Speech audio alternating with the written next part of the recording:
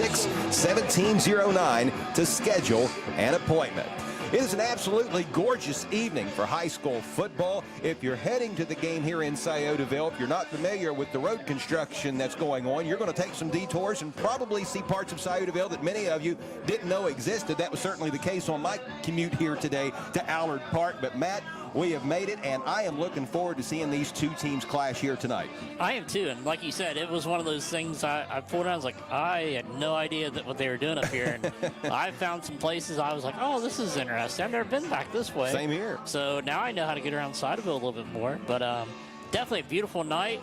We are on the breeze, got some classic rock. We got some classic rock playing in the background, so this will be a pretty good ball game tonight. It's a one of interesting. That's the interesting part of it. Is there's plenty of stats to note, and I'm sure we're going to go over a couple of them. Yeah, taking a look at the records, don't let these records of the teams mislead you. The Tartans enter this game 0-3, while Manchester is unbeaten at 3-0, but you have to kind of look at the level of competition with all due respect. Here's what East has done so far this season. The Tartans opened up the year on the road at Southeastern Ross against a Division V school, and East came up pretty close in that opener, falling only 14-6. The last 2 weeks, however, have been weeks that East fans would probably just as soon forget, falling in week 2 at Albany Alexander 47-0 before playing their home opener last weekend and falling to Huntington Ross 44-0. But the defense has done some good things this year. Coach Adam Bailey has talked about that crew. And again, you look at the point totals they've given up over the last couple of weeks. It might not reflect in the stats, but it's a group that does fly around and get after it. Now, the Manchester Greyhounds' 3 wins have come against Fayetteville. That was in week 1. 12-0 was the final. The Greyhounds won at Miami, New Miami, I should say, in week number 2, 24-6. And then last weekend, the Greyhounds were in Scioto County and Franklin Furnace and defeated the Green Bobcats 46-12. So that's what each of these teams have done so far. Now, while the records for the respective teams here tonight look more favorable toward Manchester, history is certainly on East's side. The Tartans have played the Greyhounds 18 times. This is the 19th all-time meeting between the two schools, and the Tartans are a perfect 18-0. They have never fallen to Manchester. East won last year's contest by the final of 40-28. These two schools have played consecutively since 2017. The first meeting was way back in 1931, with East winning 46-0.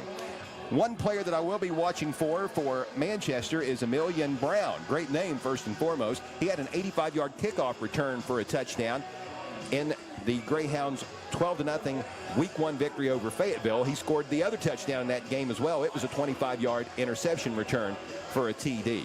So looking forward to seeing how things go tonight. Let's take our first time out. When we return, we'll get keys to victory. We will also take a look at other games around the area, and we will hear from Tartan coach Adam Bailey as his ball club gets set to host the Manchester Greyhounds. This is the SLMC Sports Motion pregame show, coming to you live from Jim Snuffy Smith Field at Allard Park in Sciotoville on 107.5 The Breeze. We're back in 2 minutes.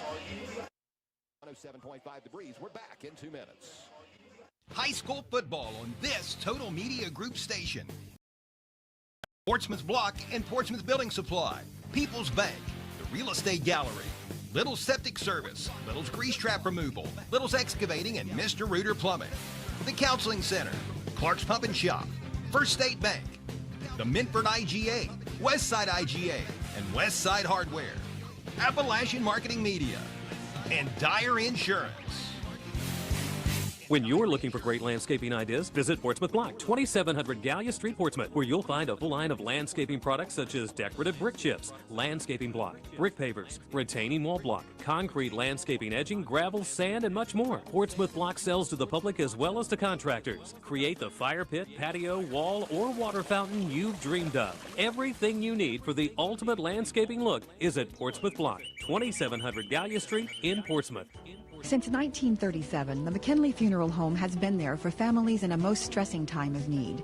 They've been there with their comfort and understanding, and the McKinley Funeral Home will continue to serve area families with a commitment even deeper than before. Call the McKinley Funeral Home and talk with their friendly, knowledgeable staff, always willing to go that extra step in making sure you're well pleased. That's the McKinley Funeral Home, located on U.S. Route 23 in Lucasville.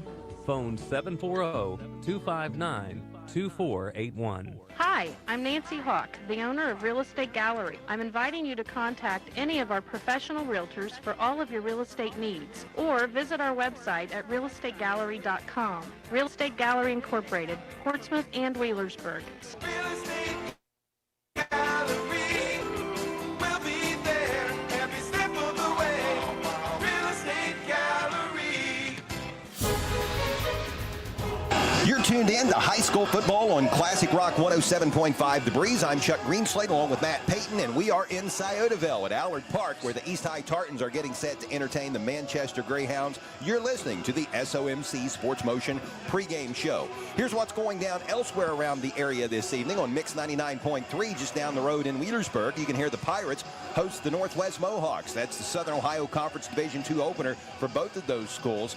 A win tonight by the Berg would be monumental for head coach Rob Woodward. It would tie him as the all-time winningest coach at Wheelersburg High School with a fella named Ed Miller, for whom the stadium is named after. That would be quite an ordeal. 173 wins is what Coach Woodward is looking for tonight. You know, Coach Bill Crabtree's Mohawks are going to do everything they possibly can to prevent that from happening on this evening.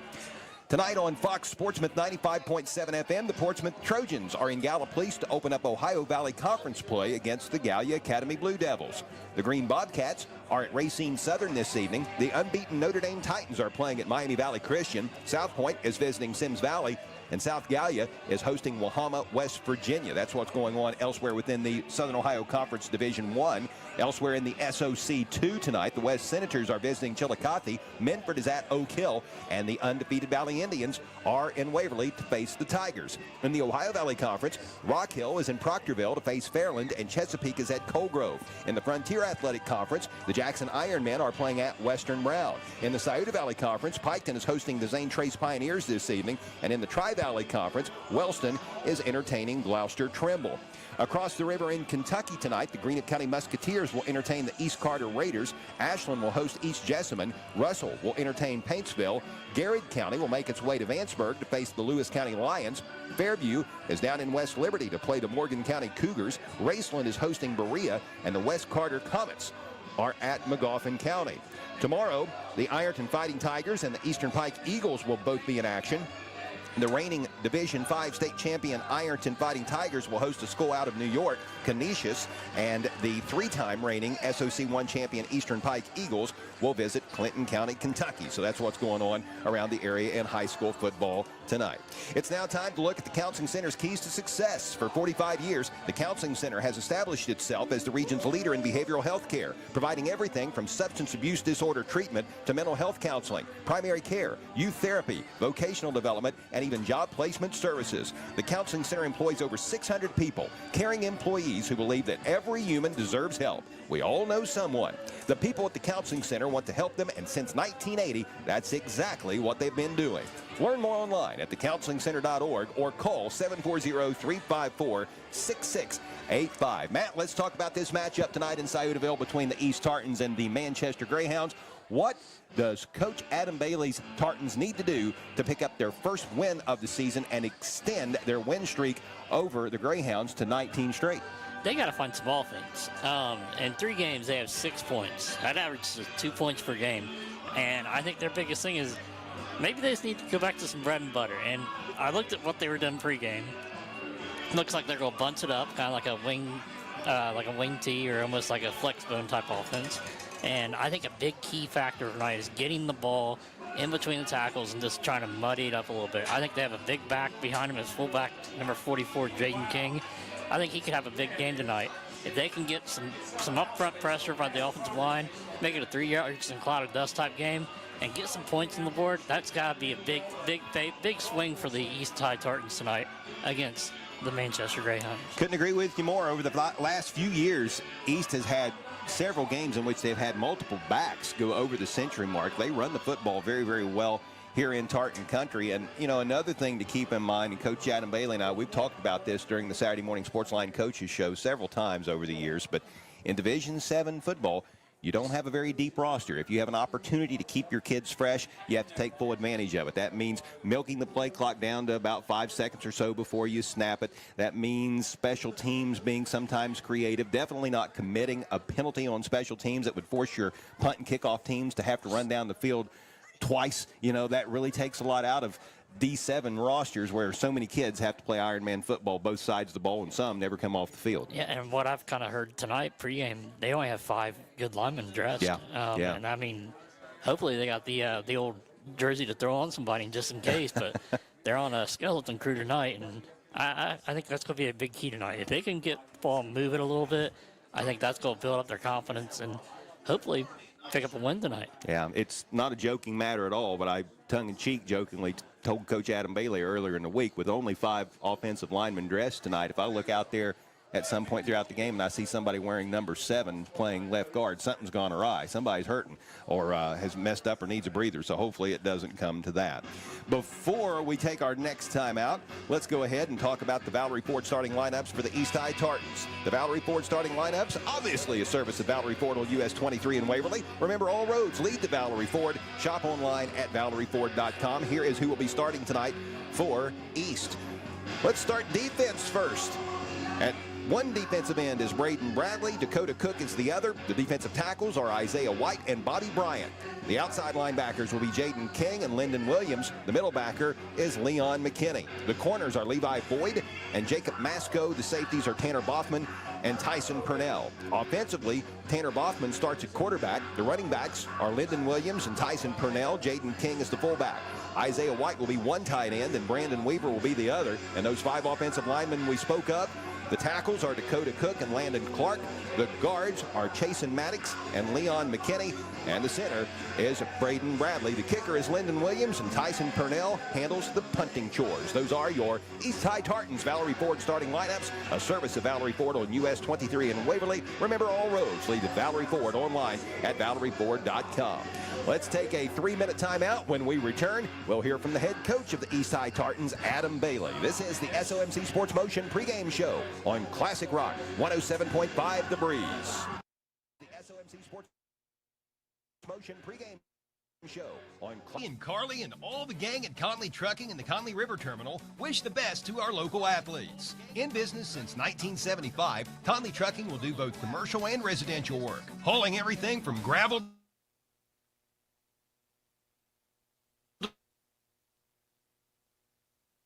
to Conley River Terminal. Phone 740-776-70 for a quote. Email conleytrucking@frontier.com. And again, Josie and Carly wish all area athletes the best of luck. Jenkins Sunoco in Sciotoville is your complete automotive repair center, offering brake repair, tune-ups, oil changes, alignments, batteries, tires, wiper blades, and more. Jenkins has been servicing the area since the 1960s. The garage is open Monday through Saturday, while the gas station and convenient mart are open 7 days a week to offer snacks, cold soft drinks, diesel fuel, and Sunoco gasoline, the official fuel of NASCAR. Race into Jenkins Sunoco, 5435 Gallia Street, Sciotoville. Adeline Hobbs is a junior band member from Northwest who is in the carpentry program at the Scioto County Career Technical Center. Adeline, what do you like about the Scioto County CTC and your program? I've been doing carpentry since I was little, and I love building stuff. And what are your plans for after high school? I want to be a photographer on the side and be a carpenter. The Scioto County CTC, a proven past for building a better future. Scioto County Career Technical Center. Why does the church exist? This is Pastor Ryan Brown for the Calvary Baptist Church, and I'd like to reveal to you that our church exists to bring people to Jesus Christ, to tell them of a Savior who loves them and gave his life for them on the cross at Calvary, conquered death, rose up from the grave, and made salvation possible for every person. If you have questions about this person named Jesus Christ, come see us. Visit becausefcalvary.com and be our guest at Calvary Baptist Church. The Glockner family of dealerships offers the top brands: Chevrolet, GMC, Honda, Toyota, Ford, Dodge, Chrysler, Jeep, and Ram. Glockner has an amazing selection of new and pre-owned vehicles. Ask about the Glockner Guarantee. 12-month, 12,000-mile new vehicle premier coverage and 5-year, 100,000-mile powertrain coverage included on qualifying used makes and models. Credit issues? No problem. Glockner Auto Credit will finance your future, not your past. Shop online at Glockner.com. At Glockner, we make it easy. A remodel can be exciting.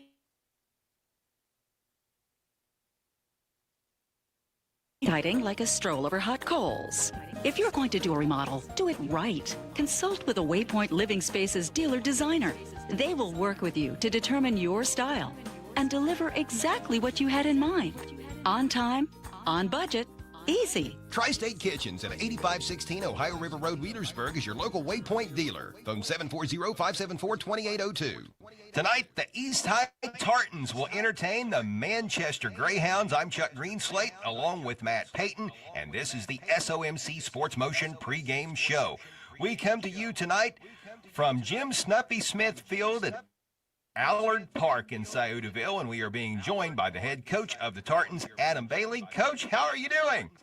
Good. How are you doing? Doing fantastic. Always enjoy my visits to Sciotoville. Don't get a chance to come see you near as often as what I would like, but it's always a cool place to come visit. And tonight, Coach, you take on a Manchester Greyhounds ball club as you look for your first win of the season. Every year is a new year. Every week is a new week. Every down is a new down. But as far as past history against the Greyhounds, your Tartans roll into this game having never fallen to them. You are 18-0. But again, this is 2025, and Manchester has picked up a big win, most recently against the Green Bobcats. So what can you tell us about your opposition tonight? You know, I think that you kind of what you just said, that, you know, they are someone that have improved, you know, them from what they have been in the past. You know, they're 3-0. Obviously, anytime you can say you're 3-0, it puts you in a good spot in the season. So, you know, I'm sure they're going to come in with a lot of confidence, you know, added in, you know, that they have not beat us in their program's history. You know, I'm sure that's a little more motivation for them. So, you know, we're going to have to be ready to do things right, you know, limit mistakes and be ready to, you know, play a football game. And, Coach, let's talk about your that has impressed you the most so far this season, and who are some of the Tartans who have stepped up for you? You know, I think defensively, you know, you probably can't tell as much on the scoreboard, but defensively we've actually competed very well, especially in the first half of games. So, you know, I think the defensive side of the ball is going to be key for us this week, you know, just getting stops, being able to, you know, limit what they kind of want to do that they're better at. But, you know, I think up front, Dakota Cook and Braden Bradley, you know, they play on the D-line. They've done a pretty good job this year. Leon McKinney's one of our linebackers. He's, you know, he's got some experience. He started last year, so he's had a good season so far. And then a kid that's new, Bobby Bryant, you know, we kind of move him around. He kind of plays everywhere for us, anything we need kind of guy, but he plays extremely hard. He flies to the football. You know, he's been very effective for us kind of anywhere we've put him. So, you know, we're expecting big games out of those kids. You know, and then in the defensive backfield, between Tyson Purnell, Lynn, at times showed the ability to make big plays. They kind of clean stuff up for us on the back end. So, you know, we're expecting them to come in and have a good game Friday that will, you know, tonight will help us out. And, Coach Bailey, what would you like to see out of your offense tonight? What's it going to take to get that group going? You know, I think the biggest thing is we got to control the line of scrimmage. There's been times when we've struggled with that. We've had a lot of inconsistency up front. Just a lot of it is just from guys in and out, hurt, sick, whatever it is. So hopefully we can just get some consistency. We can move the football, you know, you know, get some first downs and get some momentum going. And I feel that if we can do that, that'll just help, you know, the defensive side of the ball rest a little bit. But, you know, the big thing is just getting first downs, not putting ourselves in bad spots down and distance-wise, staying ahead of the chains and stuff like that. You know, Coach, if I may, I'd love to rehash a conversation that you and I had last Saturday during the Saturday Morning Sports Line, just for those who maybe didn't hear. When you're dealing with a roster that has 25 or less, and that's your Tartans and many Division VII schools around the state of Ohio, you have to be very cautious of not putting your kids in situations where they're going to exert more energy than what they need to and be tired for the next play or the rest of the game, whatever the case might be. But that is imperative when it comes to owning the time of possession, milking the play clock down before the ball is snapped, slowing down the game as much as you can, definitely not having a penalty on any type of special teams play, forcing your punt or your kickoff team to have to run down the field in extra time. I mean, those are topics that a lot of people might not think that much about when you're watching a team that has 40, 50, 60 kids, but when you're dealing with D7 schools, you have to be very mindful of that. Oh, yeah, it's something that all the smaller schools live with, and, on your good days that you've got 20, 21, 22 kids, it's an easier day to plan and do things at practice. And then, last Friday, I think we dressed 18 kids in uniform. So, you got to be real creative. You got to be, you got to be able to adjust and fly by the seat of your pants, because you never know when, a kid shows up sick, hurt, banged up, and then that kind of instantly changes your game plan, what you want to do, what things that you were looking to be able to try new or whatever. So, the roster is a thing, it dictates a lot of small schools in the area. Obviously, it's something that you kind of know going in. And, I've always said, a lot of times in D7, the teams that stay the healthiest normally are the teams that compete better throughout the year. And, every school goes through it. You have those couple years to where it just seems like every time you turn around, someone's getting hurt or banged up and stuff like that. And when that happens to you, it's just obviously hard to overcome. And Coach Bailey, in addition to being the athletic director at East, you have coached everything at one time or another. Football, basketball, baseball. I really noticed this in high school baseball especially, and this just isn't the small schools. This is even some of the larger schools. When you take your pitcher out, you might move him to shortstop. Your shortstop might go to left field. Your left fielder might slide over to right field. Your right fielder might come in and pitch. You change one thing, and about 6 or 7 different positions, domino effect, they wind up having personnel changes as well. Well, with football, I'm sure that you experience that as well. Now, hopefully, everybody that you've got starting tonight will be starting in the same spot at the game's end. But if you should have to shuffle the deck a little bit, do you have that Swiss Army knife that can go in and maybe play guard and then maybe line up as a tight end, a defensive lineman, a linebacker, whatever the case might be? Or do you really have to move folks around if you wind up losing a player throughout the course of the evening? I mean, we probably do. We have kids in our mind that they're going to be the ones that do it, and we occasionally, when we get in practice, we'll, yell at them and tell them to go play guard or go to, tight end, and they're really not that position, but they can play it if we need. But, yeah, we've been in that situation, over the last, couple seasons at times. To fix one spot, sometimes you got to move 4 or 5 positions just to be able to do it. Of all the different forms of football that I've seen in the different divisions, from pro to college, small college, big high school, little high school, I have to say, and I'm not just blowing smoke here, D7 coaches sometimes have to get more creative than any other type of football coach I've ever seen, just because of some of those reasons we touched upon.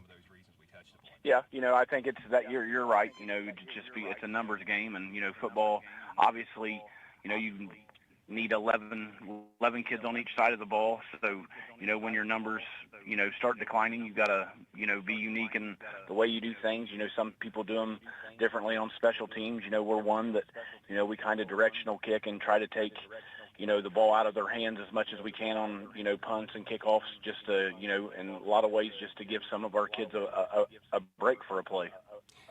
Coach, getting back to Manchester for a second, the last time I saw the Greyhounds play, it was actually at your place a few years ago, and they tried to throw quite a bit. Is that still the norm for them, or have they gone to a little bit more of a balanced attack? More of a balanced attack. They will throw it. Quarterback does have a decent arm. He can get out and move around in the outside of the pocket a little bit. But based on what we've seen in our scout, that we think that I think they were going to come in and want to run the ball first. Coach, it's always a pleasure. Appreciate your time. Best of luck to you and your Appreciate it. Thanks. All right, thank you, buddy. That is Coach Adam Bailey of the East High Tartans, and this is the SOMC Sports Motion pregame show on Classic Rock 107.5 The Breeze. High school football on this Total Media Group station is presented by Portsmouth Block and Portsmouth Building Supply, People's Bank, Real Estate Gallery, Conley Trucking and Conley River Terminal, the Scioto County Career Technical Center, Carpenters Local Union 437, the Glockner family of dealerships, Gamps John Deere and Convenience Store, SOMC, Portsmouth Insurance, Monroe's Frame and Collision, the McKinley Funeral Home, as well as call your companies. Hello, this is Megan Martin, Banking Center Manager at First State Bank. At First State Bank, we believe that when we build up our customers, our communities, and each other, we can make a lifelong difference. When you bank with us, you're supporting the local coffee shop down the street, a young couple's first home, and the community you live in. Stop in at our Portsmouth Banking Center or visit our website at fsb4me.com. That's FSB, the number 4me.com. First State Bank, built on belief. Member FDIC. At Clark's Pump and Shop, you can fill your tank and tummy. Fantastic food, hot coffee, and cold beverages. Pay at the pump and drive-through convenience. Always clean, always courteous. Aw, thank you. Visit the Clark's Pump and Shop nearest you with locations in Scioto, Pike, Lawrence, Jackson, Greenup, Lewis, and Boyd counties.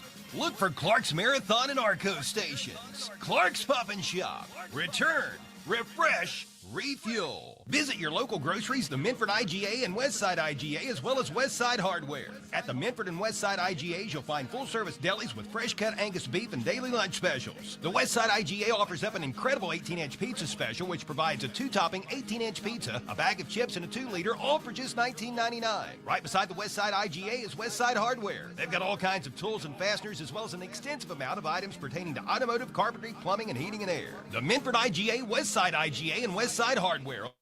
Open 7 days a week.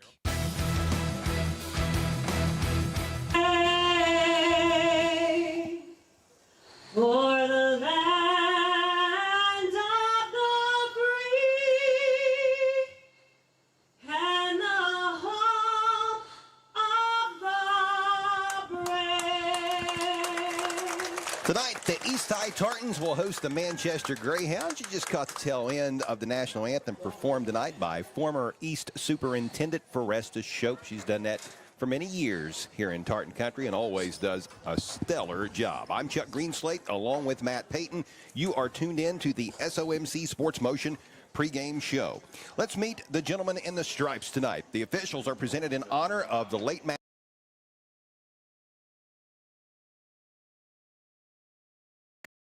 all of which are located in Wheelersburg. Mr. Reuter Plumbing prides itself on customer care. Little Septic Service has been serving the region since 1964 and always strives to stay out of your yard and, if possible, off of your driveway. Restaurant owners know that Little's grease trap removal can get in and out quickly with minimal impact on your business. And Little's Excavating is the only area excavator licensed in aeration design.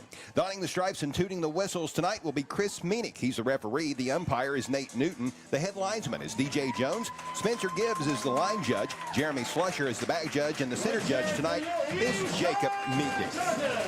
Our game time temperature is presented by Call's Auto Sales at 16127 US 52 West Portsmouth. While many car lots are struggling to stock their lots with quality used cars, Call's is blessed to have a great selection and offers financing. Bad credit, no problem. All you need is proof of income and a down payment. If you're looking for a sharp used vehicle, give Call's a call at 740-357-6009. It is currently 79 degrees, but the temperature will be dropping like a heavy anchor over the next hour. Get this, at 8 o'clock, it'll go down to 73 degrees. If we're still playing ball at 9 o'clock in 2 hours, the temperature will have dropped 9 degrees down to 70. And if by chance we're here at 10 o'clock, it's going to be a 12-degree temperature difference. It'll be 67 at 10 p.m. So it is certainly going to cool down once the sun continues to set here in Sciotoville. And Matt, we were talking a little bit earlier off the air. The home bleachers here at Sciotoville and the press box aren't overly tall, but already a shadow is cast all the way across the field from one side to the other, from about one 35-yard line back to the other 30. So the kids will be playing in the shade tonight for the most part. Yeah, most part, except for probably if you also look over that way, you'll probably get a nice gleam into you.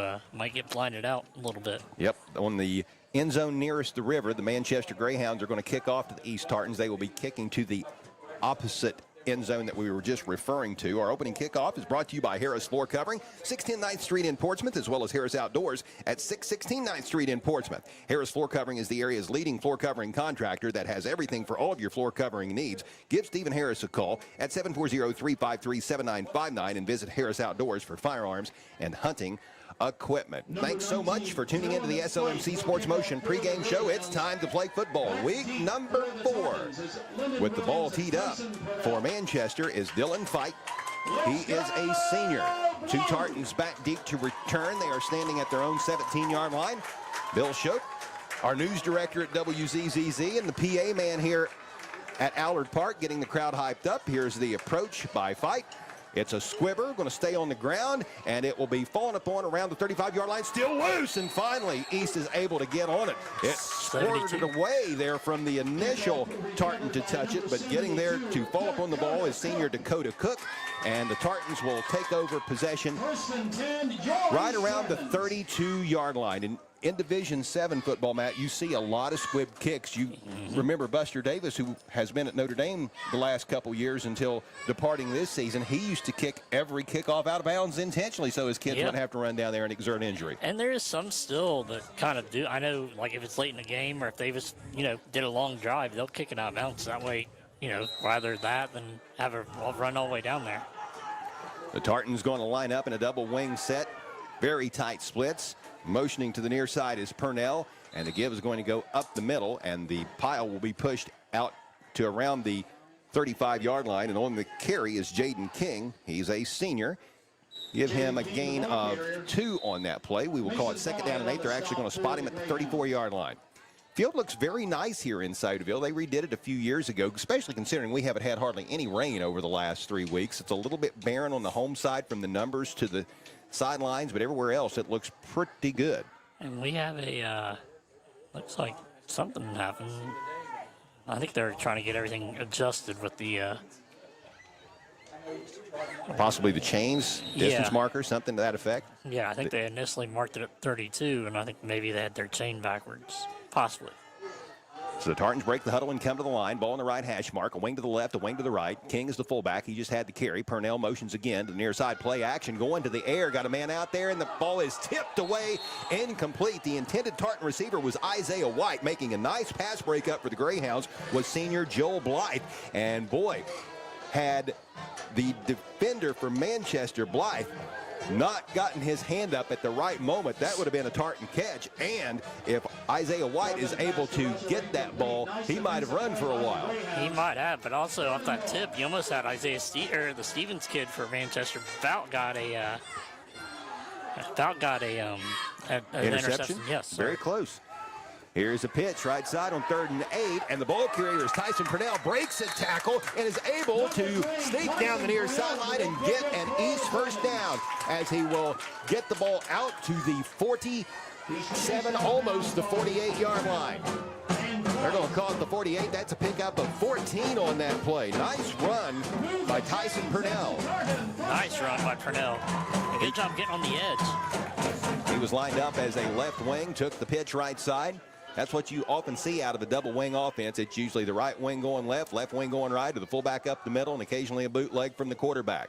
Here is the right wing going left. First carry of the game for Lyndon Williams, and the junior will be hit around the 49-yard line, but then will fight forward across the midfield stripe to the 48-yard line of Manchester. That was a really nice run after contact. It didn't look like he was going to get that much, but he got about 3 yards of that 5-yard gain after initial contact. It's 2nd down and 5.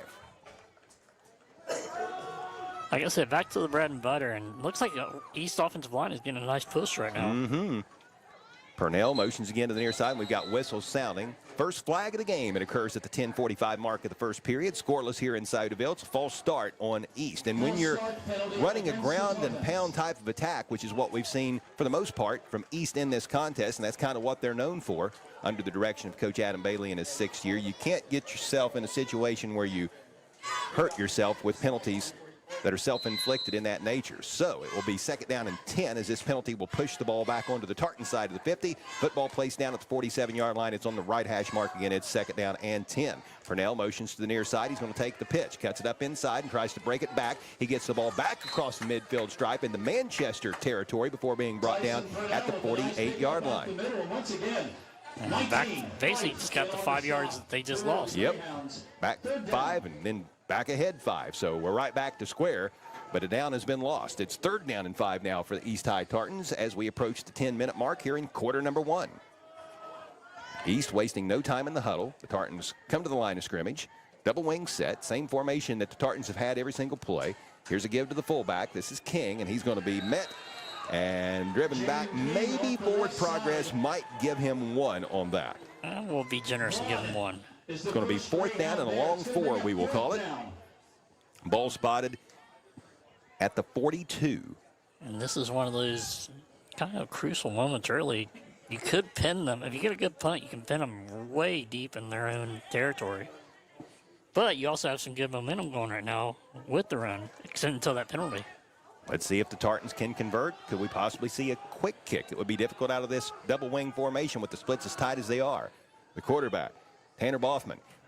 Play action, rolls to his right, throws, pass, caught, 1st down, Tartans, and making the reception is Lyndon Williams, and then he is knocked out of bounds right around the 36-yard line of Manchester. That's a pickup of a dozen and a fresh set of 4 for Coach Adam Bailey's East High Tartans. And boy, that is a message sent right there in the early stages of this game. When you're going for it on 4th down and 4 from around midfield, you're in it to win it. Yep.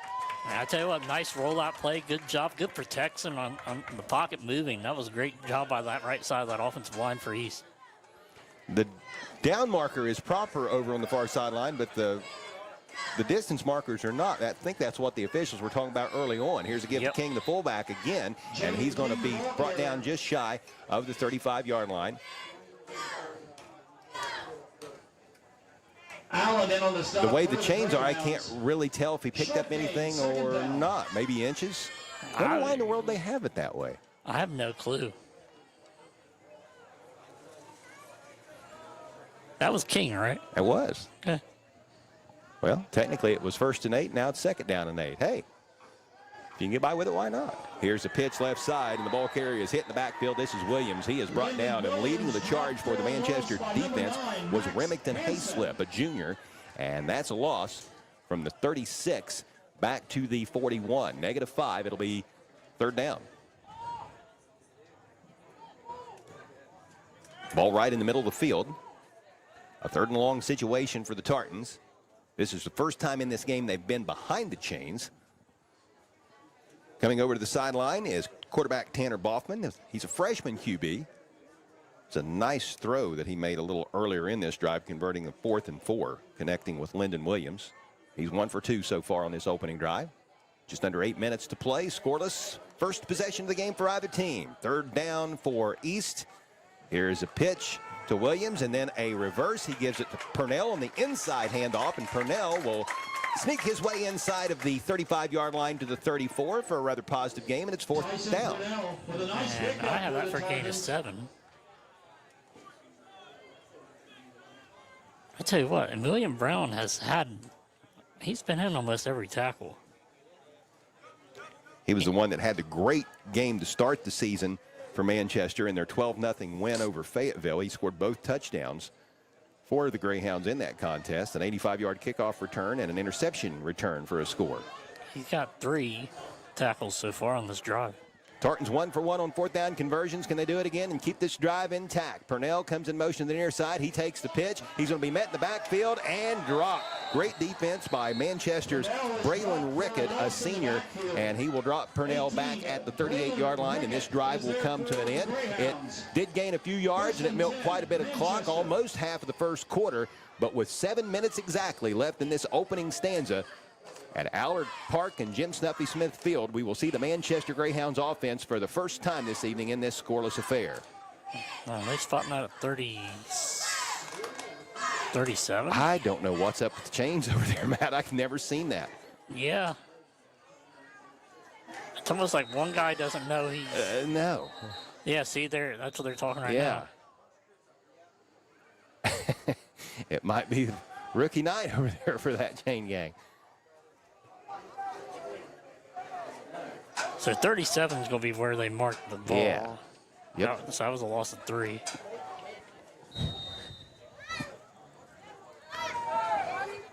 So trips to the right for Manchester out of the gun, and then a swing pass to the back. And he has got some room down the far side. He lumbers his way into Tartan territory before being brought down over on the far sideline. That was Purnell who made the stop. It was big Levi Hargis, a senior, who made the reception, and then a nice run afterwards. And boy, he's a load. We don't have the height and weight for him, but man, he's a good-sized kid. Very good-sized kid. That's a gain of 20. Fresh set of downs for Manchester, and a good way to start this drive. Trips again. Hargis goes in motion once again to the right side. The quarterback takes the snap, looks, fires downfield. Ooh. Incomplete, nearly picked off by a Tartan. I think he was kind of, maybe got a little greedy on that one. Emilian Brown, who, as you referenced a little earlier, Matt, was certainly active defensively for the Greyhounds on that opening drive of the game for the East High Tartans, is the starting quarterback for Manchester. His Greyhounds are faced with 2nd down and 10 from the Tartan 43-yard line. Ball on the right hash mark. 2 receivers to the left, 2 up top to the right. Hargis in the backfield along with the quarterback, and he's going to swing it out left side, and that pass is caught by Joel Blythe. And he is dropped right at the 40 for a pickup of 3. It's going to be 3rd down and 7.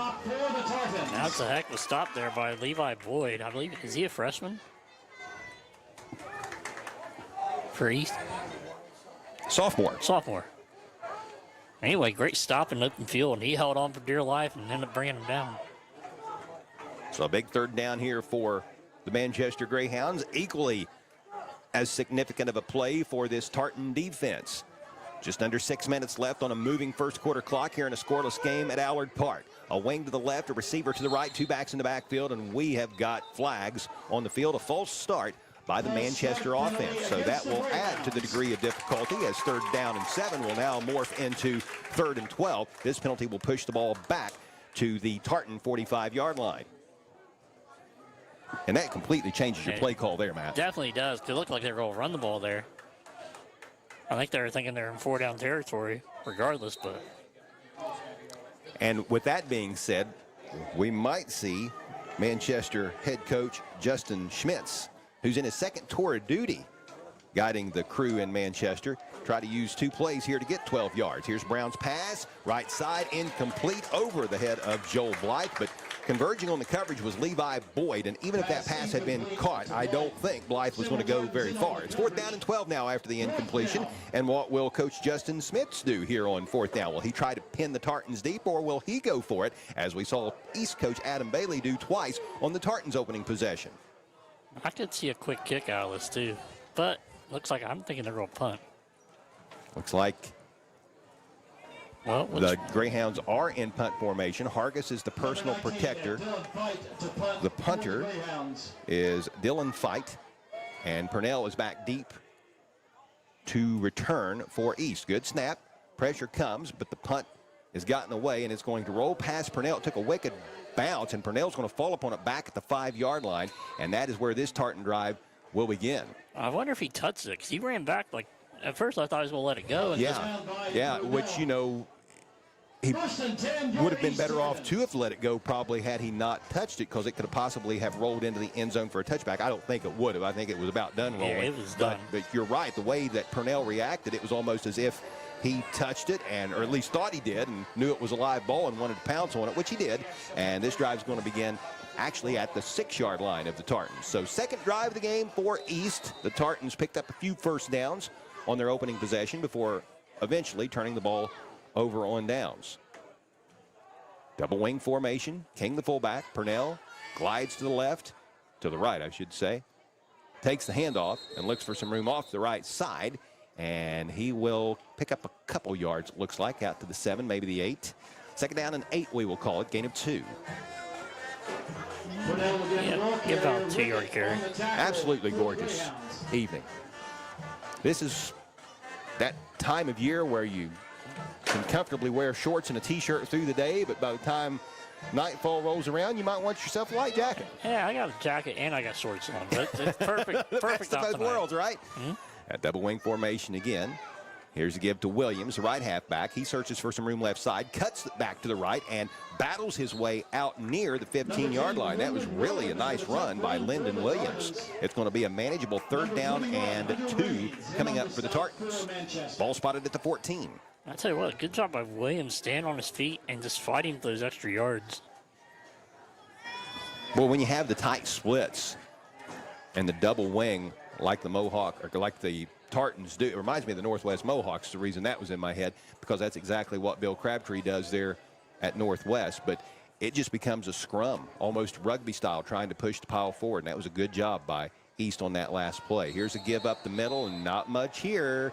Shy of the 1st down, maybe even a loss. Yard. Yeah, the ball carrier was Purnell, the left halfback, and he's going to lose about half a yard. It's going to be 4th down and 3, and with the ball so deep in the Tartans territory, what will Coach Bailey do?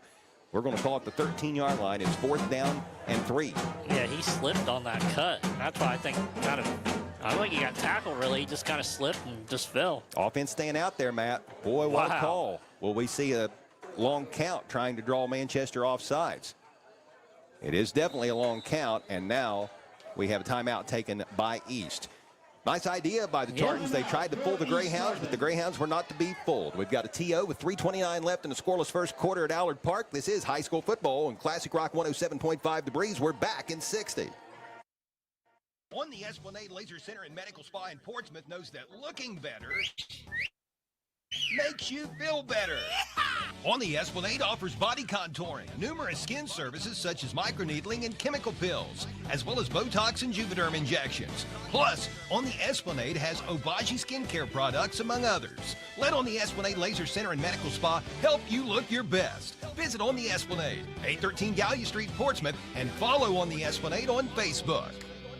The Carpenters Local Union 437 is actively seeking apprentices and journeyman carpenters. Your pay is based on your experience, but you'll start out earning a good living wage with health care and pension.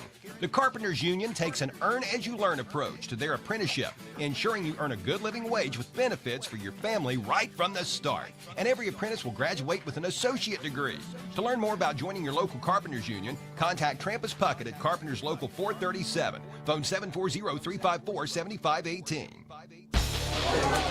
4th down and 3 for the East High Tartans from their own 14-yard line. A bad snap to the punter, and he is going to be hit before he gets the punt away. The ball is loose and recovered inside of the 5-yard line. Lyndon Williams was in punt formation, and he was awaiting the snap back inside of his own 2-yard line, and the snap rolled back to him. He picked it up, but by the time that he had gotten the ball, the Manchester defense had gotten all over him. The ball was loose for a moment and then recovered by a Greyhound at the 3 going in. So first really big play of the game, and now the Greyhounds begin their second drive of the game in the Quality Heating and Air red zone. Quality Heating and Air is on Route 52 in Sugar Grove. It's 1st and goal at the 4-yard line. Levi Hargis, one who jumped on that ball.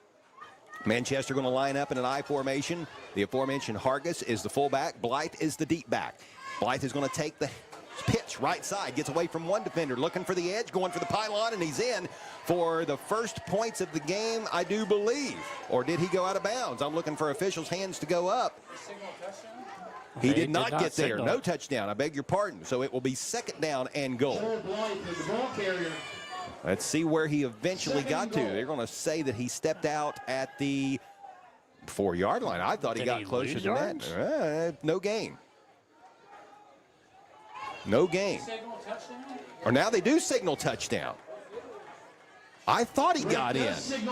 It is a TD, so now they have the ball spotted for the 2-point conversion. Yeah, I thought he got to the pylon over there, but I never saw any hands go up. So it's a touchdown. It's 6-0. Greyhounds going for 2. Here's a run up the middle, and the ball carrier is stopped. The 2-point conversion fails, and the score remains 6-0. We've got 3:13 left to play in the opening quarter. We'll be back for a look at the scoring recap. It'll be a quick one. This is high school football on Classic Rock 107.5 The Breeze. We're back in 60. Hi, I'm Gary Duzan of Portsmouth Insurance, a TAH Benefits partner. And I'm Jay Hazelbaker, president of TAH Benefits. Portsmouth Insurance specializes in helping local business owners with their employee benefits. We understand that operating a business can be stressful. Let us alleviate at least one of those worries for you. Portsmouth Insurance understands the health insurance marketplace, and our commitment to service and knowledge of both the personal and business insurance markets can give you peace of mind. For assistance with all of your employee benefit needs, call us at Portsmouth Insurance, 740-353-4105. The Carpenters Local Union 437 is actively seeking apprentices and journeyman carpenters. Your pay is based on your experience, but you'll start out earning a good living wage with health care and pension. The Carpenters Union takes an earn-as-you-learn approach to their apprenticeship, ensuring you earn a good living wage with benefits for your family right from the start. And every apprentice will graduate with an associate degree. To learn more about joining your local Carpenters Union, contact Trampus Puckett at Carpenters Local 437. Phone 740-354-7518. 6-0, the Manchester Greyhounds lead at Allard Park in Sciotoville over the East High Tartans with 3:13 remaining in the opening quarter.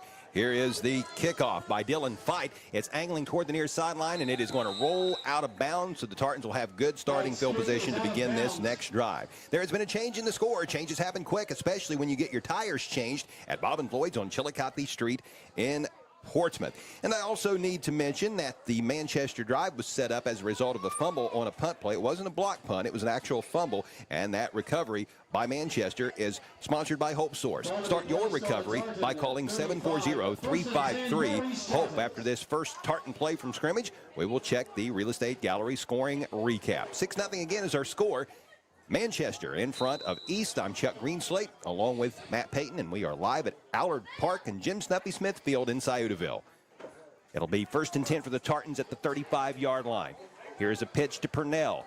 Looks right, cuts it back to the left, gets hit around the 36-yard line and tries to battle his way out to the 37, and that was a hard run by Purnell. It goes for 2, and it will be 2nd down and 8. Matt, as promised, let's check the scoring recap. It's a service of Nancy Hawk at the Real Estate Gallery with offices in Wheelersburg and Portsmouth. For all of your real estate needs, dial 740-574-9902 or log on to realestategallery.com. Check that scoring drive by the Greyhounds was a 2-yard touchdown run by Joel Blythe, and 2-point conversion was no good. It was only like a 6-second drive, one play, and 6-0, Manchester. Here's the give to Williams. Right halfback goes left, now reverses course, cuts back to the right, spins away from Brown. Brown is able to trip Williams up enough, but still a nice gain by Lyndon Williams as he stumbles out to the 42-yard line. Gain of 5 for Williams. That's going to bring up a manageable 3rd down and 3 for Coach Adam Bailey's East High Tartans. Coach Bailey in his 6th year guiding the Tartans football program. 3 playoff appearances for East, which is a Division 7 school playing in Region 28. The Tartans are a member of the Southern Ohio Conference Division 1. 3rd and 3, ball right in the middle of the field, but shading the right hash mark. Double wing. Purnell motions to the near side. The give is to King, the fullback. He is going to battle forward near the 45-yard line, which is the yardage to gain, and he's going to be brought down maybe about a foot short. He needed 3. He got 2 yards and 2 feet. It'll be 4th down and a foot. And what will Coach Bailey do? It looks like he's keeping the offense out there to go for it. I would imagine they go for it here and maybe go right up the middle, get a little tush-push, as the Philadelphia Eagles like to call it. Mm-hmm.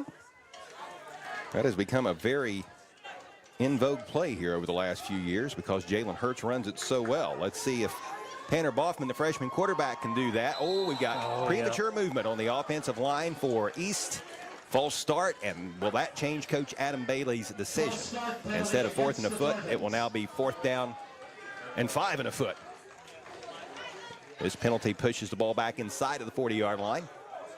And let's see if the offense remains out there. It looks like it is. Boffman, the QB, came over and spoke with Coach Bailey, and now Boffman goes to the huddle to relay the play call to his teammate. Another big decision here early on in the game for the East High Tartans, trailing at home to the Greyhounds 6-0 with 1:14 remaining in the opening period. I tell you what, they actually, I think rolling out to the right here, it's going to be a nice little play for them. Ball in the middle of the field. That would be to the home side if that's what Coach Bailey chooses. Williams motions to the left, but the give is going to go to the halfback Purnell, who is trying to find room right side, and he will not. Ball is coughed up, and the fumble is fallen upon by Manchester. It would have been a turnover on downs anyway, but falling on the loose ball was Dylan Fight, and it will be Manchester ball at the Tartan 41-yard line. So East now 1 of 3 on 4th down tries, and that fumble recovery is sponsored by Hope Source. Start your recovery by phoning 740-353-HOPE. Boy, a nice idea, and there was a lead blocker there, but good penetration in between the tackles by that Manchester defensive front, Matt. 53, Gage Stevens is the one who came through on the backside and basically came from behind and get him, kind of poked that ball loose. I formation with a wing to the right, a tight end to the left. The give goes to the deep back. This is Blythe. Started up the middle. Now bounces it out to the right. He is going to have first down yardage. Stays on his feet and takes the ball inside of the 30-yard line. And then a late flag comes in at the tail end of the play. And his helmet's off, so I'm guessing that's going to be a face mask. And there is a Tartan that appears to be shaken up. That is Lyndon Williams, the junior wing back and defensive back for East. And let's hope he's okay, because we talked earlier, Matt, prior to the start of the game during the SOMC Sports Motion pregame show, that this Tartan roster has been somewhat depleted anyway. Not a lot of numbers here, and just in D7 football in general, you don't have a ton of players at your disposal, so every single body matters in a very, very big way. Well, let's hope Lyndon is okay.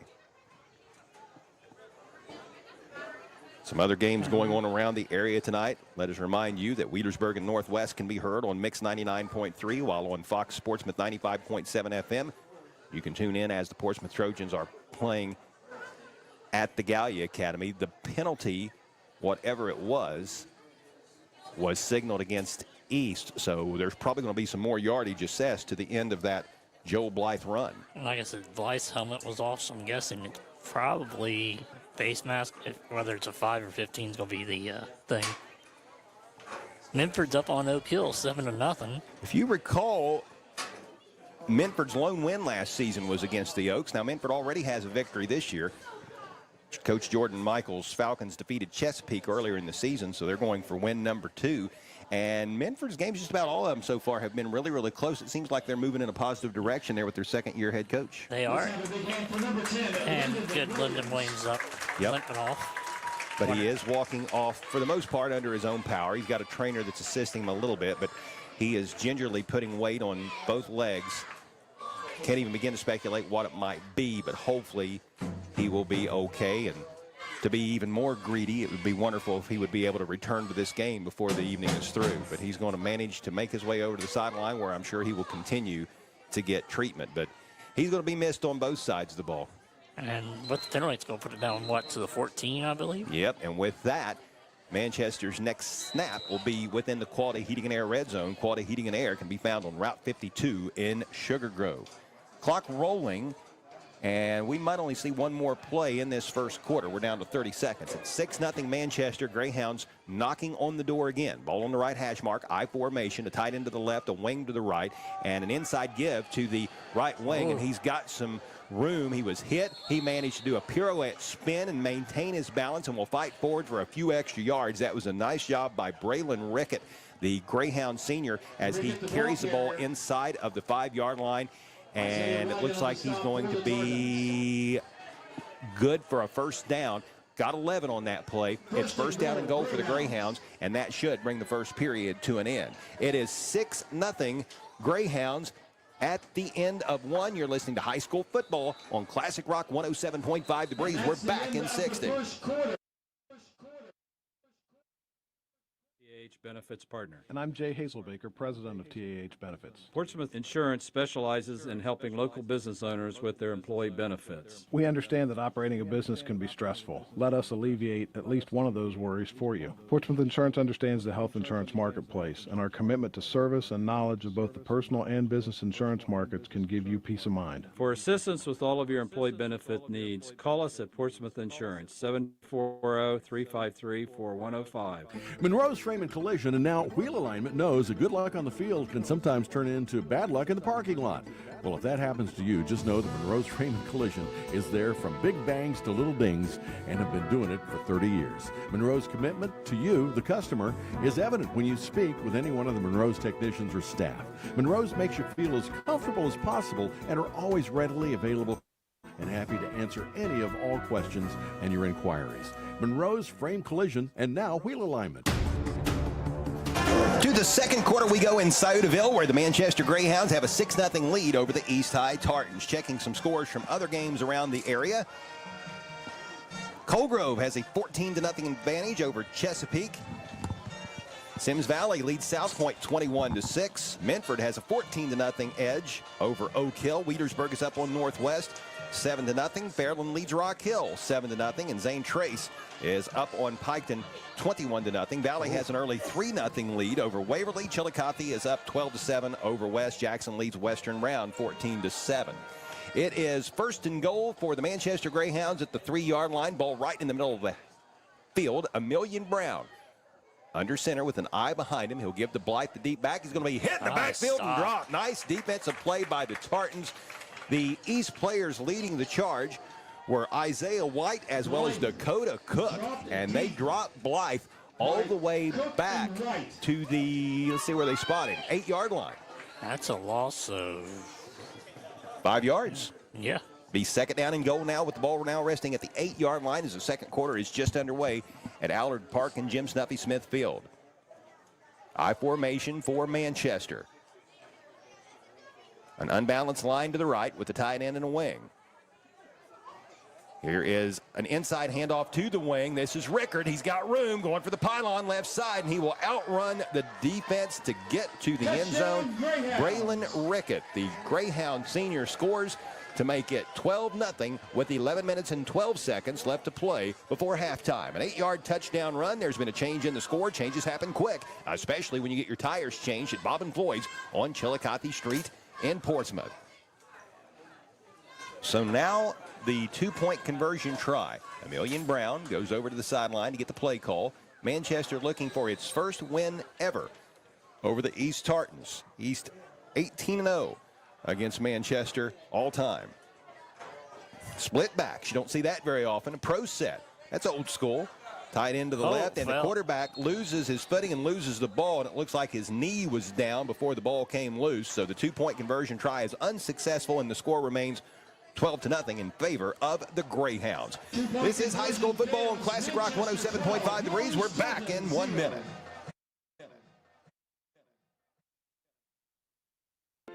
At People's Bank, our team of local, trust, and wealth management professionals can help you achieve your financial goals. We offer comprehensive services including investment management, retirement planning, estate planning, trust administration, and more. Our customized strategies are designed to grow management professionals today to schedule your free consultation. People's Bank, working together, building success. Halls, Napa, and Wheatersburg wishes the best to all local teams and proudly commends the hard work put forth by our local high school athletes. Halls Napa is Scioto County's oldest running, family-owned Napa auto parts store, and the folks at Halls appreciate all of their loyal customers. Halls Napa carries auto parts and fluids, Milwaukee power tools, wipers, batteries, jump boxes, and more. Visit Halls Napa Auto Parts at 11774 Gallia Pike Road in Wheatersburg, and be sure to check out Halls Napa on Facebook. Dylan Fight has the ball teed up for the Manchester Greyhounds. He will boot it away. It's going to hit right around the 20-yard line. Gets past Bruce Tackett, but going over to field the ball is Tanner Boffman. Boffman slams on the brakes at the 20-yard line, tries to reverse course. He did a nice job maintaining his balance, but eventually Greyhound defenders converge on him and bring him down for a minimal gain on the return. It looks like they're going to spot the football at the 21, possibly the 22-yard line. We'll see exactly where the officials place it down before we tell you where this drive will begin for the Eastside Tartans, who now find themselves on the trailing end of a 12-0 score with 11:05 left to play in the first half. Matt, let's check the scoring recap. It's the service of Nancy Hawk at the Real Estate Gallery, Wheatersburg and Portsmouth. For all of your real estate needs, give her a call at 740-574-9902 or log on to realestategallery.com. Check that scoring drive was a 3-play, 41-yard drive. Took a minute 20 off the clock, and it was a touchdown run by Braylon Rickett from 8 yards out. 12-0. This drive starting at the 22-yard line on the first down carry. East looks for some room right side and doesn't find anything. It is Tyson Purnell, the ball carrier. He gets back to the line of scrimmage. Actually, a loss on the play back to the 20. So a loss of 2. It will be 2nd down and 12. Let's talk a little bit about the uniforms these two teams are sporting tonight. Of course, our friends watching on the Appalachian Marketing Media video stream can see them with their own eyes, but for folks in radio land, the Greyhounds are wearing white jerseys, blue numerals, solid blue pants, and blue helmets. The East unis are quite snazzy. We'll talk more in depth here in a moment. Here on 2nd down and 12. Play action. The Tartan quarterback, Tanner Boffman, rolls to his left, throws back across the body, and this pass is incomplete. For a moment, it looked like it was going to be intercepted by Joe Blythe, and then for another second, it looked like Isaiah White was going to catch it, but the ball hits the ground, incomplete, and that will halt the clock with 10:13 remaining in the first half. It is 2nd down and 12 for the Tartans, who trail 12-0. Now, back to these East uniforms. Talk about these uniforms. They've got blue jerseys with silver numerals and silver stripes on the jerseys, or on the jersey sleeves, I should say. The sleeves themselves are silver. It's the pants that I am really enamored by. I've never seen a design of stripes quite like that. I don't even quite know how to put that in words. It's like two-tone. There's diagonal, ginormous stripes that start around the knees and then go around the thigh to the back and make like a Y look. The pants are blue with those silver stripes that are trimmed in white, and that's pretty cool. Definitely a different look. 10:13 remaining. And little gun formation. 2 receivers to the left. First time we've seen East offensively in anything other than a double wing. Here's a pass near side intended for Purnell. Incomplete. On the coverage was Blythe. Also over there to help with the defense was Max Hansen. It will be 4th down and 12 in a punting situation for the Tartans. On the coverage for Manchester, 4th down. Sun setting here in Sciotoville. Say that 10 times fast. I will not. Once is good enough. Thankfully, I made it through without saying anything I should. I wasn't proud. you nailed that. Beautiful night, though. It is. Field completely shaded. Good, cool evening. I hope and pray we have about 4 more weeks of this, It'd be nice. I'm ready for the heat to end. I am not ready for the cold stuff, which follows. We do. We have a timeout. We'll take one as well. It's 12-0 Manchester. This is high school football on Classic Rock 107.5 The Breeze. We're back in 60. Collier Home Medical is expanding to open a second office in Grayson, Kentucky. Collier is a local durable medical equipment company providing and offering free setup of home medical equipment. Collier tends to home oxygen, portable oxygen, hospital beds, wheelchairs, rollators, walkers, and more. Collier Home Medical, now with offices at 1661 State Route 522 Wheelersburg, as well as at 146 South Carroll Malone Boulevard, Grayson. Call Berg at 740-574-0327. Phone the Grayson office to make an appointment at 740-981-6340. Collier Home Medical. Jenkins Sunoco in Sciotoville is your complete automotive repair center, offering brake repair, tune-ups, oil changes, alignments, batteries, tires, wiper blades, and more. Jenkins has been servicing the area since the 1960s. The garage is open Monday through Saturday, while the gas station and convenient mart are open 7 days a week to offer snacks, cold soft drinks, diesel fuel, and Sunoco gasoline, the official fuel of NASCAR. Race into Jenkins Sunoco, 5435 Gallia Street, Sciotoville.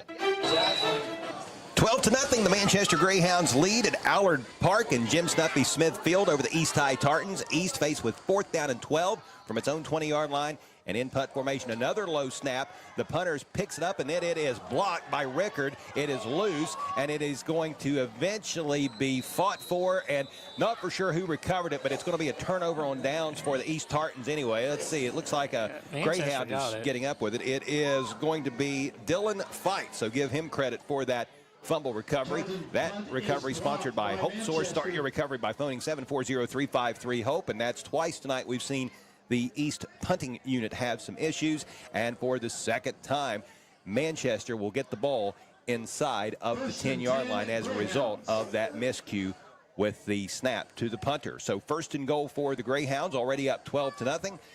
Manchester beginning its second drive of the night within the Quality Heating and Air red zone. Quality Heating and Air can be found on Route 52 in Sugar Grove.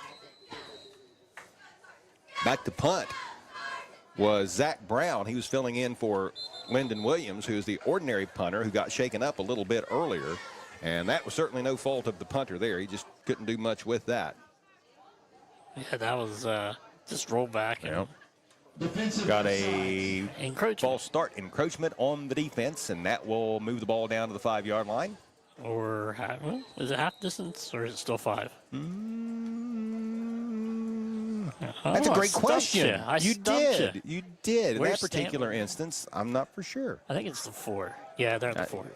Here is another Greyhound touchdown, and it is Braylon Rickett taking the handoff from the right side. He finds room on the left and takes it in to make it an 18-0 game with 9:49 remaining in the second period here in Sciotoville. Well, when I saw that Manchester was 3-0 entering this game, a program that traditionally has not had a tremendous amount of success, I didn't know what to expect. Didn't know how good this team was. Matt, this ball club looks pretty solid. They're pretty solid. I saw on Facebook, I think last week after their Green victory, somewhere like their football page or something posted that was their first 3-0 start to the year. Here is Brown, play action on the bootleg. He'll take it in. The 2-point conversion is successful, and it is 20-0. The Manchester Greyhounds lead at East. This is high school football on Classic Rock 107.5 The Breeze. We're back in 1 minute.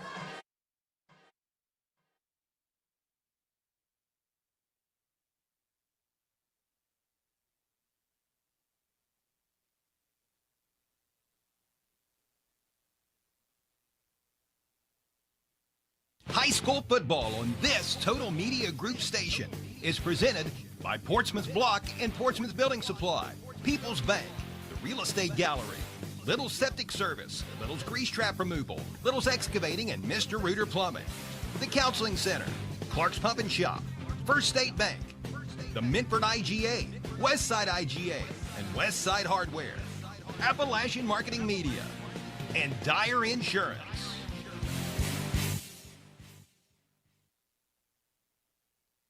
The Counseling Center is the region's leader in youth and adolescent counseling and play therapy services. TCC plays a large role in substance abuse prevention services for area youth, providing more than 4,000 prevention services for area school-age children each year. In operation since 1981, the Counseling Center is the region's leader in behavioral health care, providing everything from substance abuse prevention and recovery to mental health counseling, primary care, vocational development, and job placement services. Learn more online at thecounselingcenter.org. You're tuned in to high school football on Classic Rock 107.5 The Breeze. Here is the Manchester kickoff, fielded off a couple bounces by Purnell. Purnell brings the ball right up the middle of the field, and he takes a pretty big hit there from Mason Vaughn, the senior Greyhound. But Purnell with the best kickoff return of the evening for the Tartans as he carries the ball out across the 35-yard line. To 36, I believe. I believe that's where they're going to spot it. 9:42 left to play. There has been a change in the score. Changes happen quick, especially when you get your tires changed at Bob and Floyd's on Chillicothe Street in Portsmouth. It is 20-0 Manchester, and yes, it will be the 36-yard line where the ball is spotted. So East begins this drive. 64 yards from pay dirt. Double wing formation. Purnell motions to the right. He takes the pitch, cuts back to the left, and has some room. Purnell breaks the tackle, takes the ball across the 50, inside the 45, and he's tripped up at the 39-yard line. Nice run by Tyson Purnell. Great run there by Purnell. 25 yards, I do believe, on that carry, and he had a pretty good kickoff return just moments ago. And here, by far, the Tartans' best play of the evening offensively. And you're right, he was the, he basically, all the flow was going to that left, and he just took reverse field. Double wing formation again. Let's see if this can get the Tartans going. It's Purnell taking the pitch again. This time he'll pick his way behind his right guard and right tackle, and he will get about a yard or so to bring up second down as we approach the 9-minute mark here in the second period. Matt, let's check the most recent score by the Manchester Greyhounds. The scoring recap is a service of Nancy Hawk at the Real Estate Gallery with offices in Wheelersburg and Portsmouth. For all of your real estate needs, give Nancy a call at 740-574-9902 or log on to realestategallery.com. Chuck, it was one play, 9 yards on the drive, but the actual run, though, because of the penalty, was a 4-yard touchdown run by Braylon Rickett And Amelia Brown added the 2-point conversion, 20-0 Manchester. Check this out. Double wing set, but the tight ends are outside of the wing. I don't think that makes them eligible, actually, but this is a running play anyway. And with his first carry of the night is Levi Boyd. He's a sophomore. He was lined up as the right halfback. He took the pitch and picked his way left side inside of the 35-yard line down to the 32. So that's going to bring up 3rd down and almost 4 for the East High Tartans. That was a nifty little formation there. Chuck, they don't need to be eligible. They just need to block. That's exactly right. That is exactly right.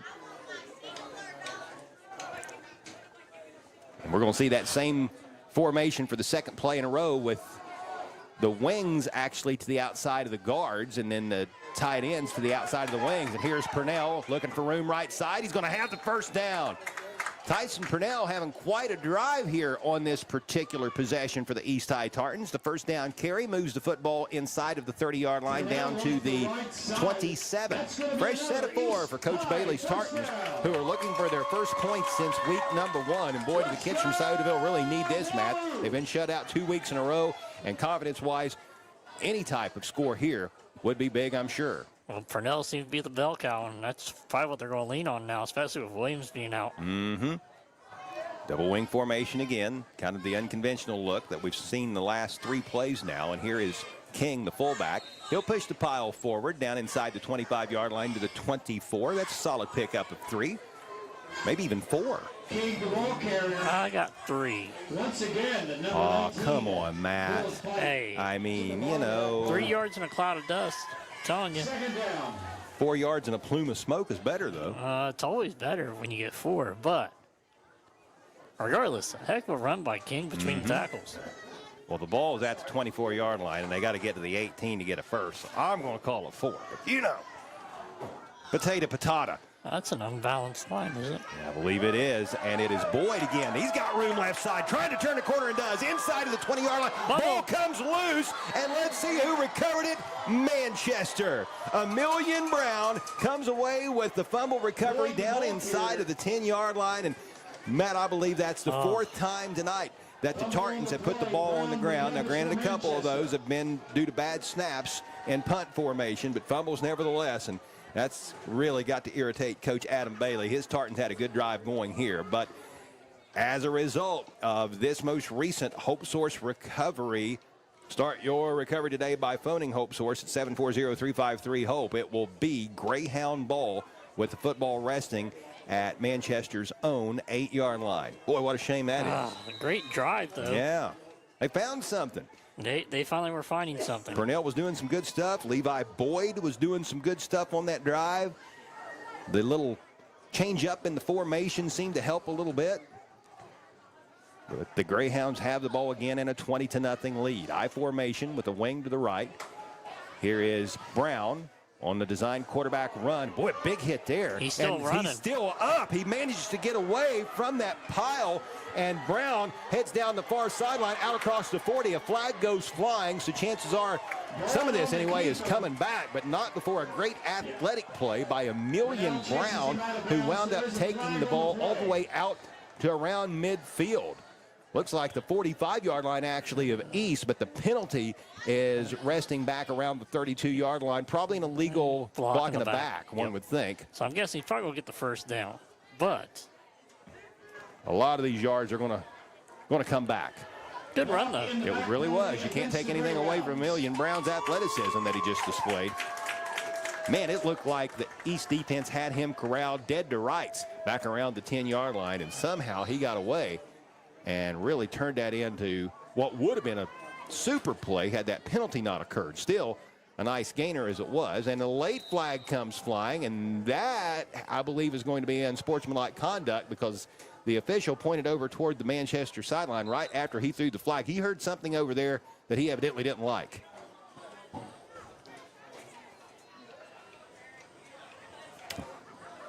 As all of our parents told us, be nice. It's nice to be nice. It is.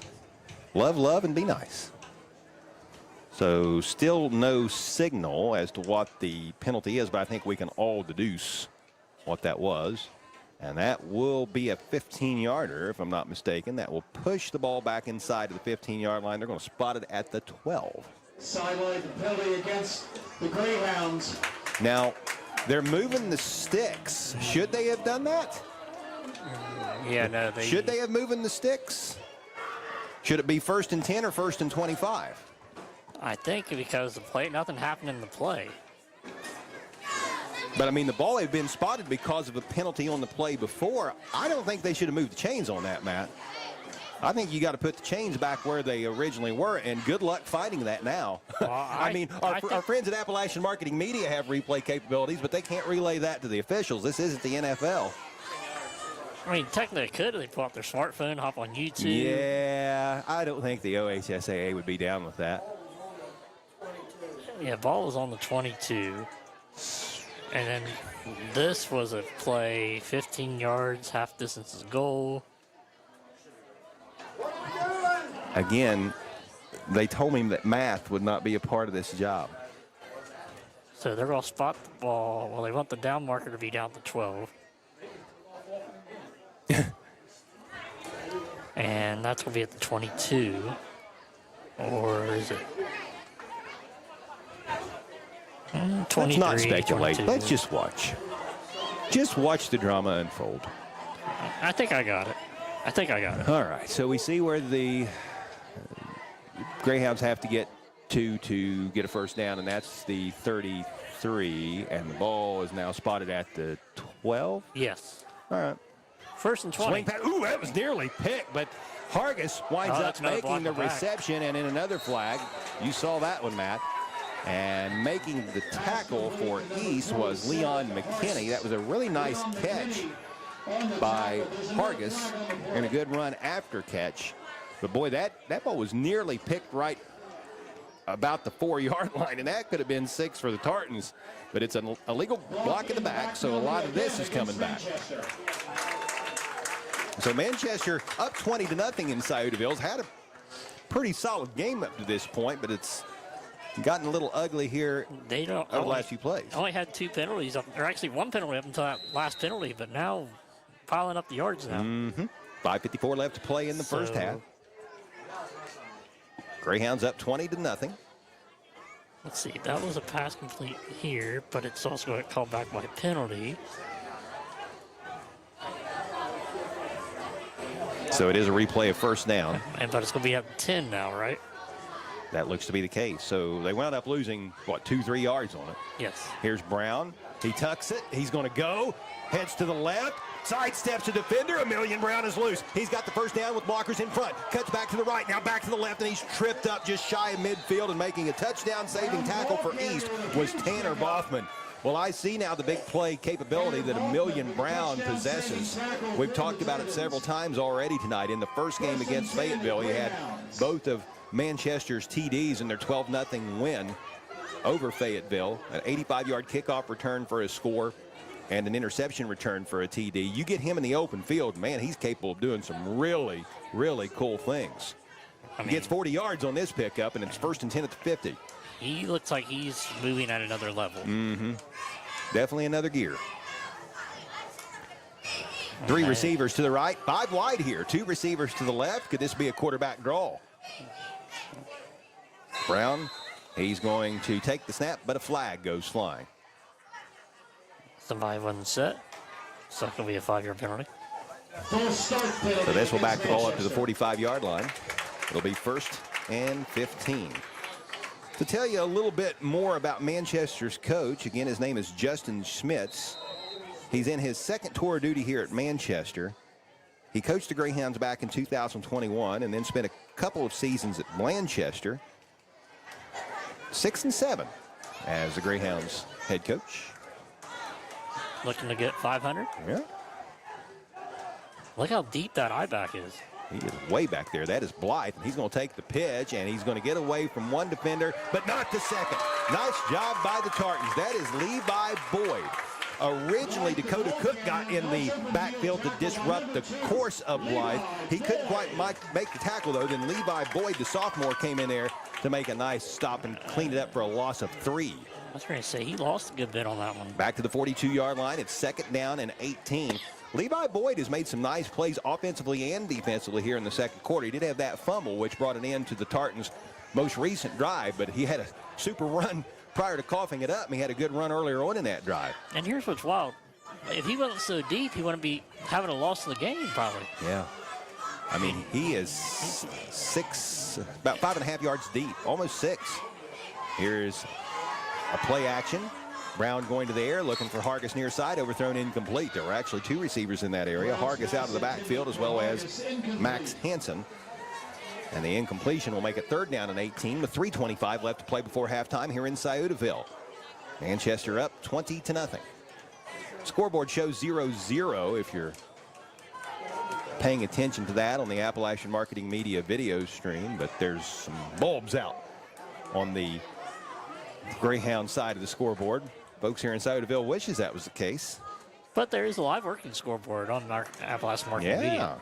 We've got that covered. And, of course, for those of you listening on radio, we'll keep you apprised of the score. 20-0 is where we stand. Greyhounds in front. Blythe motions in near side. He takes the little push pass, looks for some room left side, turns the corner, gets back to the original line of scrimmage and stumbles forward. He'll be brought down shy of the first down. That was Bothman. Bothman had that touchdown-saving tackle of the quarterback, Emilian Brown, a few plays back, and he makes a first down-saving tackle here. But I can't help but think that Coach Schmitz on 4th down and 1 will go for it after the 17-yard pickup by Blythe. I love that little push pass. Because if it hits the ground, it's an incompletion, not a fumble. We've got a timeout taken by Manchester prior to this big play. It comes with 2:55 left in the first half. 20-0 Greyhounds. This is high school football in the breeze. We're back in 60. Swick Bentley Funeral Home want to help you celebrate the life that inspired you. Whether you have lost a loved one or want to pre-plan your own services, we are here to help. We can help you plan traditional burial or a cremation service, and our staff will work to ease the burden a loss leaves. We may be reached by phone at 740-456-4133 or email at info@sbentleyfh.com. And to all our local athletes, play hard and stay safe. At the Barrett Murphy Insurance Agency, they're proud to cheer for the home team and even more proud to have you on their team. Whether you need insurance for your home, car, or business, they have your back. And because the local community is so important to them, they'll be right there with you, cheering for your team. Contact the Barrett Murphy Insurance Agency today for more information about a policy from Encova Insurance. Visit the Barrett Murphy Insurance Agency at 1031 Gallia Street in Portsmouth. Online at barrettmurphin.com. A big 4th down and 1 for the Manchester Greyhounds, who lead at ease 20-0 with just under 3 minutes left in the first half. Long snap count. Emilian Brown takes the snap. It's a quarterback sneak, and he did not get much. He didn't need a whole lot. Let's see if he got enough. I think he's signaling they got it. It will all depend on the forward progress and where the officials have decided that was halted, and they're going to say first down yardage, gain of 1, and that will move the sticks. The Greyhound drive remains alive. A fresh set of 4 for Manchester. 2:40 left to play on a moving second quarter clock here at Allard Park and Jim Snuffy Smith Field. I'm Chuck Greenslate along with Matt Payton. Be sure and stick around at halftime for the Calvary Baptist Halftime Show presented by My Bible App. 4 wide for Manchester. Rickard comes in motion to the near side, and flags go flying just as the ball was snapped. The false start on Manchester. Well, the Greyhounds have certainly had their penalty issues on this drive, but they've still got the ball. They've still got a 20-0 lead, and it just seems like every time they have shot themselves in the foot to the point that this drive is going to be stymied, they somehow make a big play to keep it going. Maybe they're just trying to add pad their stats. They're padding their offensive stats and their individual stats. They're killing the number there beside a penalty yardage, though. They have 6 penalties for 45 yards. And probably the majority of those have occurred on this possession. Yep, before then, I think they only had 1 penalty. Rickard takes the inside handoff. He's got some room, cuts it back. This is Dylan Fight, I beg your pardon. He's off to the races, and he is going to go down the near sideline. 45 yards for the score. No flags are down. This will hold up, and it is 26-0 Manchester with 1:49 left to play in the first half. There's been a change in the score. Changes happen quick, especially when you get your tires changed at Bob and Floyd's on Chillicothe Street in Portsmouth. I couldn't tell. Did he flip that? Was it a pass or was it a run? It looked like a forward handoff. It looked like a forward handoff. Okay. It wasn't to like me. the other ones. Like, No, it wasn't the push pass. It was definitely a handoff. Okay. Just making sure so I can credit rushing stats, not passing. Yep. Emilian Brown, the quarterback, would love for that to go to his passing stats, but it was technically a 45-yard rush by Dylan Fight. Going for 2. Here's Brown. Little play action, and his pass is caught for the successful 2-point conversion. This is Max Hansen, the senior receiver, making the reception, and that makes it 28-0 Greyhounds. We are back in 60 seconds. This is high school football on the Breeze.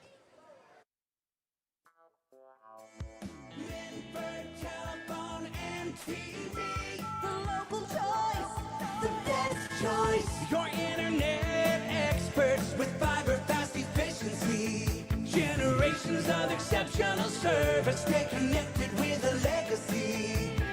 Online at falcon1.net. Manford Telephone and TV. The local choice. The best choice. Down on Route 52, just west of town. There's a little place where the word gets around.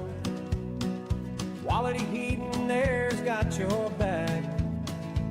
For sales and service, they're right on track. I see out in Portsmouth, they're the name to trust. When the air goes down, they'll lift you up. Call Quality Heating and Air at 740-858-4363. Dylan Fight, who scored the touchdown moments ago, kicks the ball off, and it is going to be fielded by the East High Tartans. It is 28-0. Manchester Greyhounds lead in Sciotoville. Vothman was the return on that one, I believe. Matt, let's check the scoring recap. It's a service of Nancy Hawk at the Real Estate Gallery with offices in Wheelersburg and Portsmouth. For all of your real estate needs, phone 740-574-9902 or log on to realestategallery.com. Chuck, that scoring drive by the Manchester Greyhounds, 6 plays, 92 yards, 4 minutes and 12 seconds, count the clock. It was a touchdown run by Dylan Fight for 45 yards, 2-point conversion, no good. 28-0 Manchester. Thank you, Matt. Here's a give to the right. Off to the right side. Gain of a couple, actually about 3, and it's going to be second down and 7. Up to 21 was where it was returned. Clock rolling as we come up on 1 minute to play here in the first half. Again, be sure and stick around for our halftime show presented by Calvary Baptist Church. Twin receivers to the left. Pistol formation for Boffman. Uh-oh. And the ball looked like it was loose. Somehow Levi Boyd came up with it, and he's going to maybe grind out a yard or two. It'll be third down. Manchester opting not to use its timeouts and try to get the ball back. Allen in on the stop for Manchester. Already up 28-0. It looks like Coach Justin Smits is going to be very content to take that into the locker room, and I'm sure that Coach Adam Bailey is trying to get his troops into the locker room as quickly as he possibly can. I believe you're absolutely right on that one, Chuck. Probably one more play here should do it for the half. East breaks the huddle, comes to the line. Purnell is split out wide to the left. Along with him is Zach Brown. Here's the give up the middle to the fullback King, and King is going to try to battle his way out to the 30. He'll get close to it. Gain of maybe 2. That'll bring up fourth down, but that is going to be it for your first half of football in Sciotoville. At halftime, it's the Manchester Greyhounds 28, the East High Tartans nothing.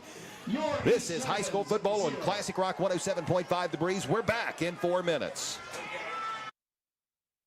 To introduce the SOMC Orthopedic Associates. The improvements integrate orthopedic surgery, physical medicine and rehabilitation, and podiatry into a single comprehensive office. These key specialties work together to deliver coordinated, patient-centered care. By streamlining services, SOMC aims to enhance communication among providers. Comprehensive care for a body in motion. Call 740-356-1709 to schedule an appointment. Since 1964, Little Septic Service in Wheelersburg has been dedicated to providing dependable septic service. Little serves Pike, Scioto, and all surrounding counties. Besides installing septic systems and cleaning out septic tanks, Little's does septic system renewal permit inspections. So when you receive a letter from your local health department telling you it's renewal time, just call Little Septic Service at 740-574-2033.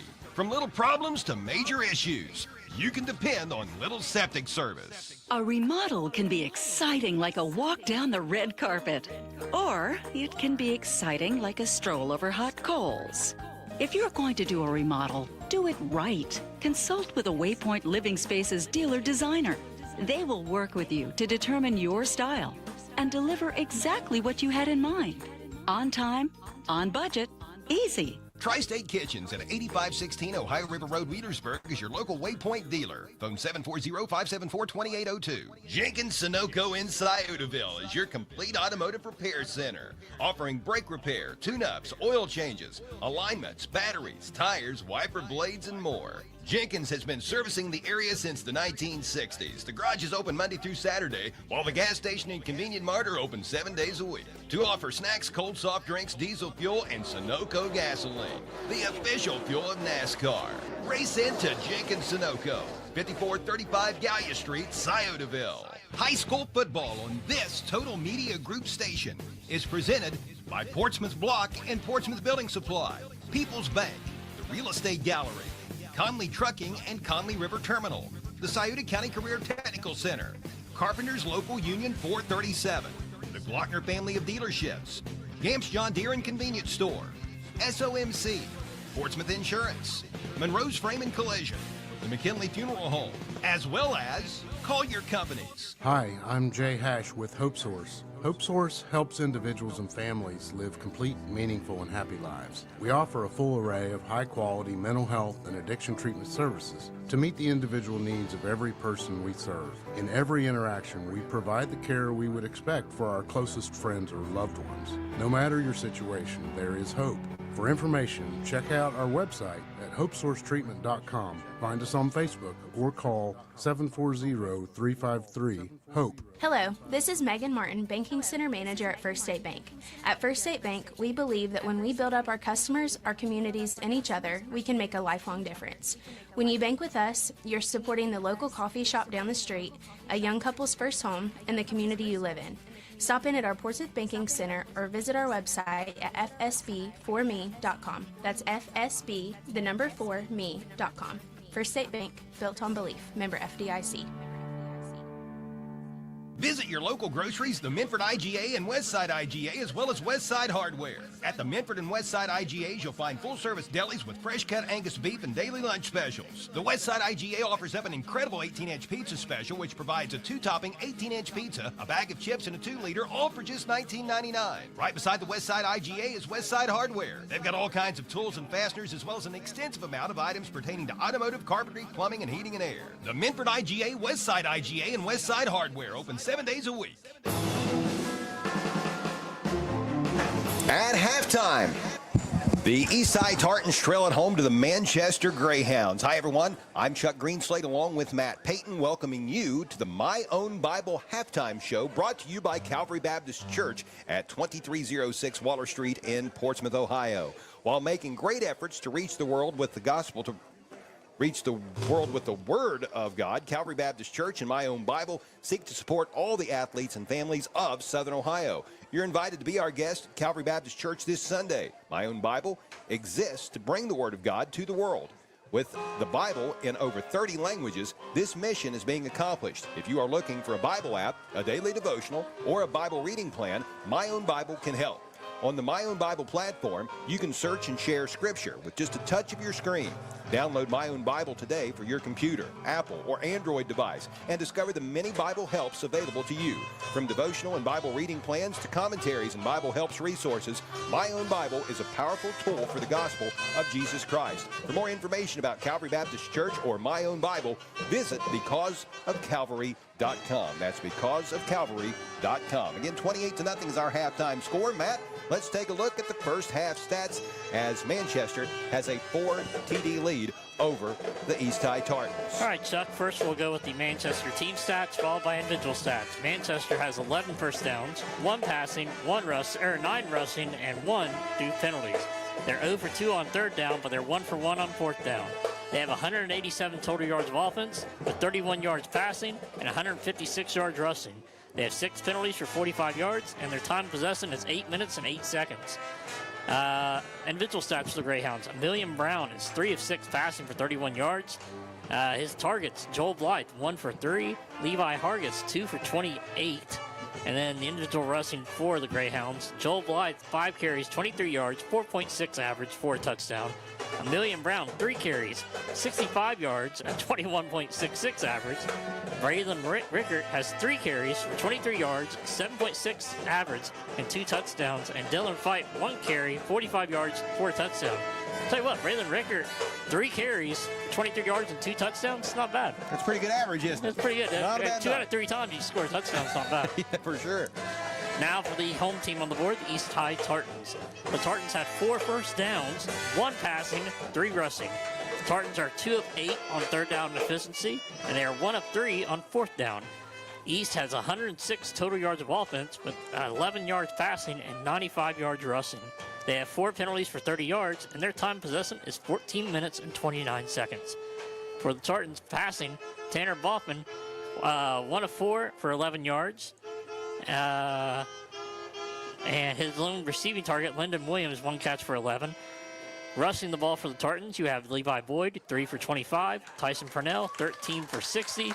Lyndon Williams, 4 for 10. And Jaden King, 6 carries for 10 yards. Chuck, there's one more stat we haven't talked about, and it's an important one. Turnovers. It most certainly is an important one, Matt. It's time to check the turnover report, which is a service of the Barrett Murphy Insurance Agency at 1031 Gallia Street in Portsmouth. Isn't it time you turned your insurance needs over to Barrett Murphy? Give Dan Cassidy a call at 740-353-3121. 3 turnovers on the evening, and they're all by the East High Tartans. All 3 fumbles, and all 3 were recovered by the Manchester Greyhounds. Thank you, Matt. 28-0 is our halftime score. Manchester leads at East. This is the Calvary Baptist halftime show. We're back in 4 minutes on Classic Rock 107.5 The Breeze.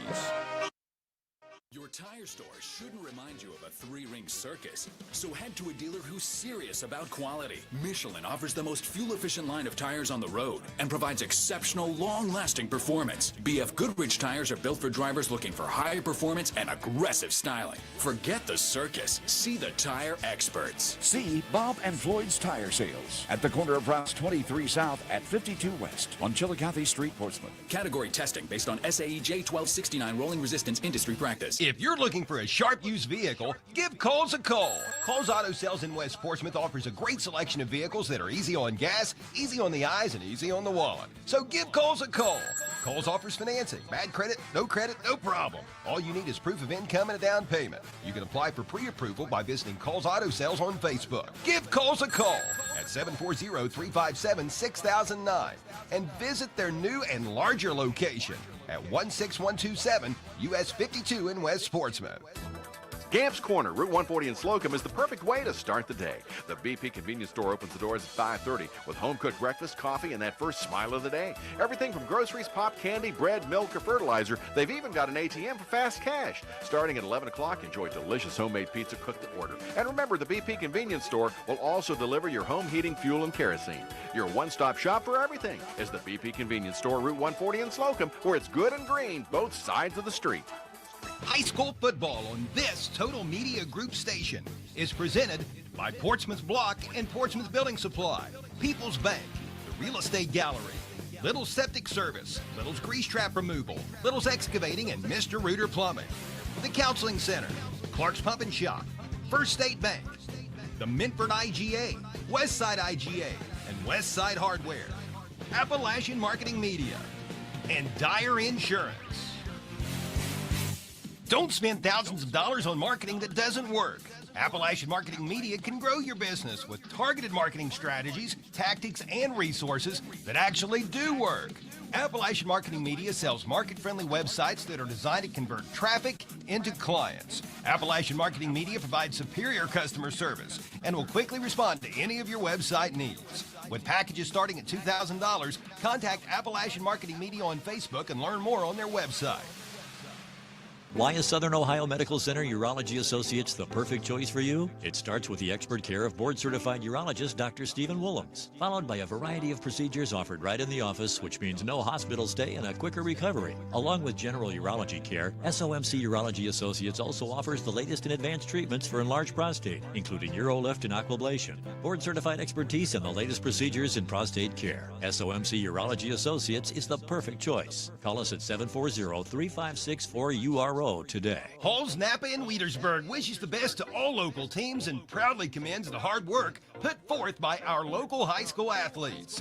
Halls Napa is Scioto County's oldest running, family-owned Napa auto parts store, and the folks at Halls appreciate all of their loyal customers. Halls Napa carries auto parts and fluids, Milwaukee power tools, wipers, batteries, jump boxes, and more.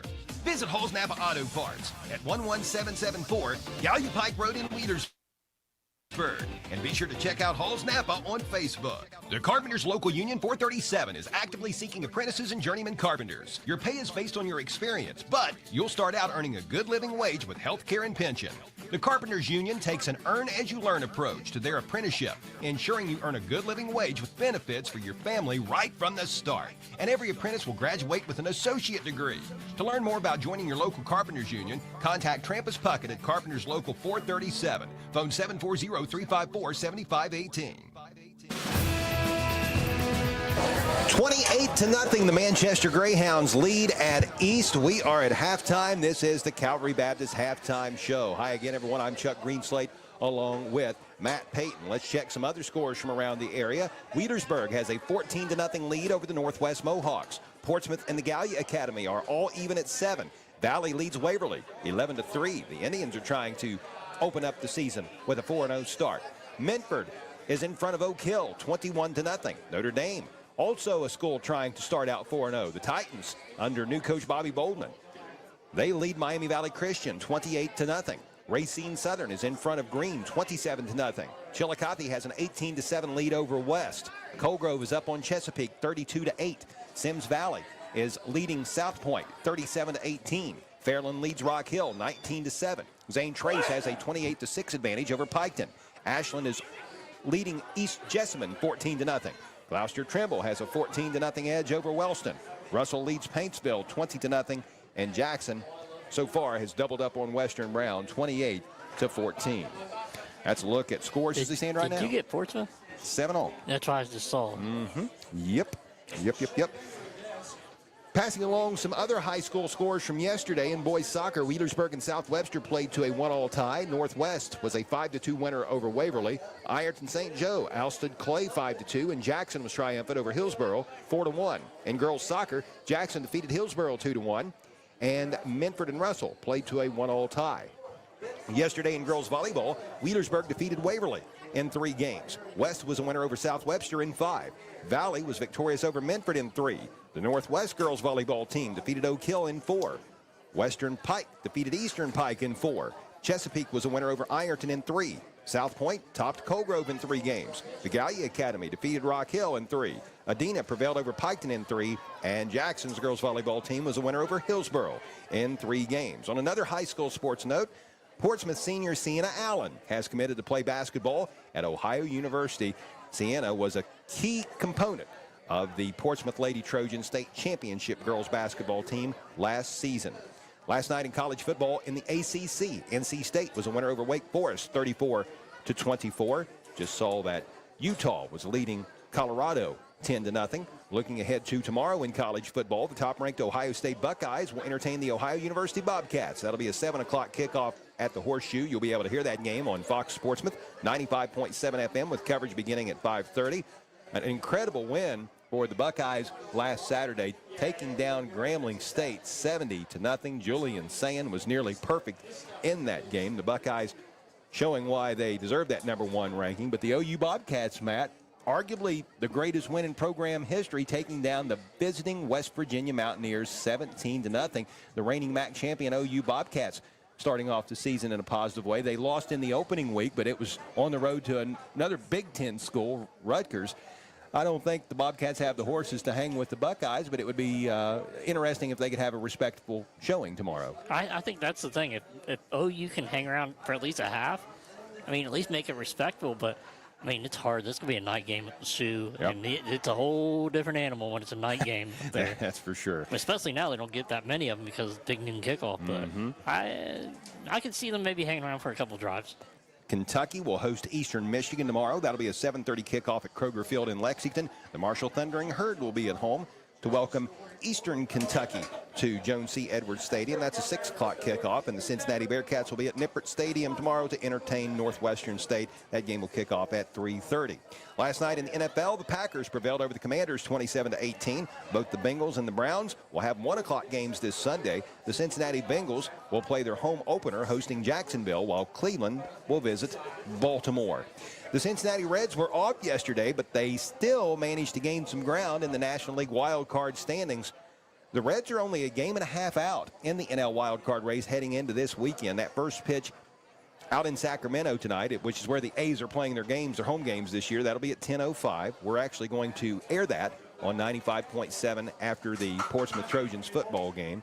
Looking at some baseball scores now, the Mets are trailing, so, you know, Cincinnati's getting some opportunities here because the teams that are in that wild card race with them are struggling right now, and San Francisco plays the LA Dodgers later tonight. You know, that won't be easy for the Giants, so if you're a Reds fan, you have to hope your team wins, and you also have to be rooting against the Mets and the Giants. So you're saying there's a chance? I'm saying there's a chance, definitely a chance, and boy, 3 or 4 days ago, I wouldn't have thought that. But no. They're in the conversation. So are the Cleveland Guardians.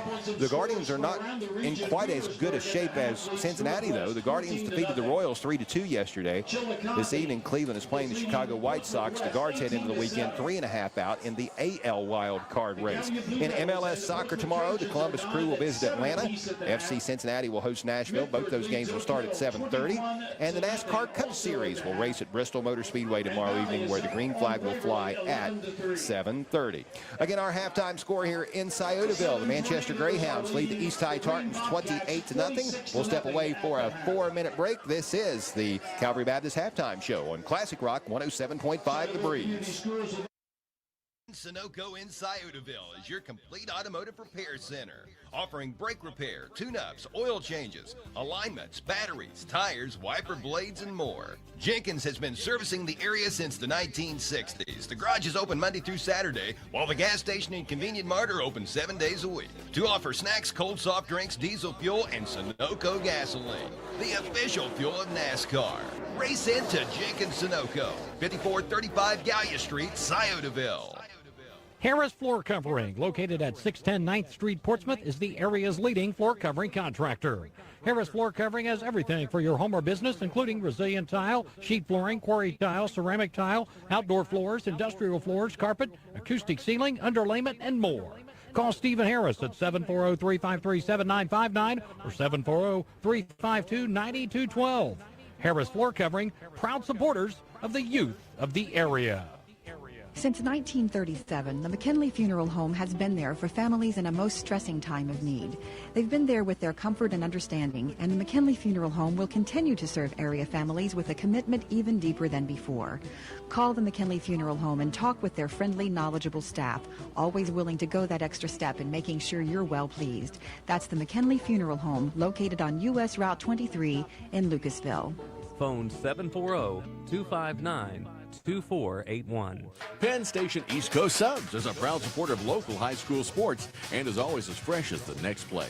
With taste, quality, and generous portions, there's absolutely nothing quite like the Philly cheesesteak, the club, the Reuben chicken teriyaki, or the Italian. With great service and a friendly smile, Penn Station invites you in for lunch, dinner, or after the game and movie. And when you need a quality and healthy taste fix, it's Penn Station East Coast Subs, your first stop on the left into the viaduct, where at Penn Station, it's all about good taste. When in the market for retaining wall block, visit Portsmouth Block.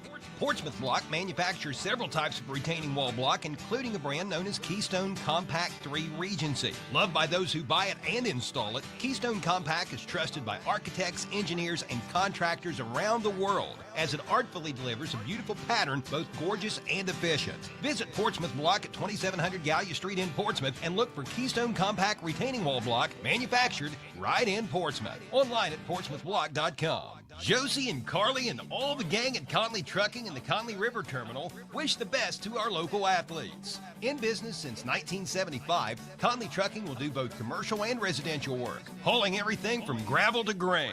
The next time you need fill dirt or limestone, contact Conley Trucking and the Conley River Terminal.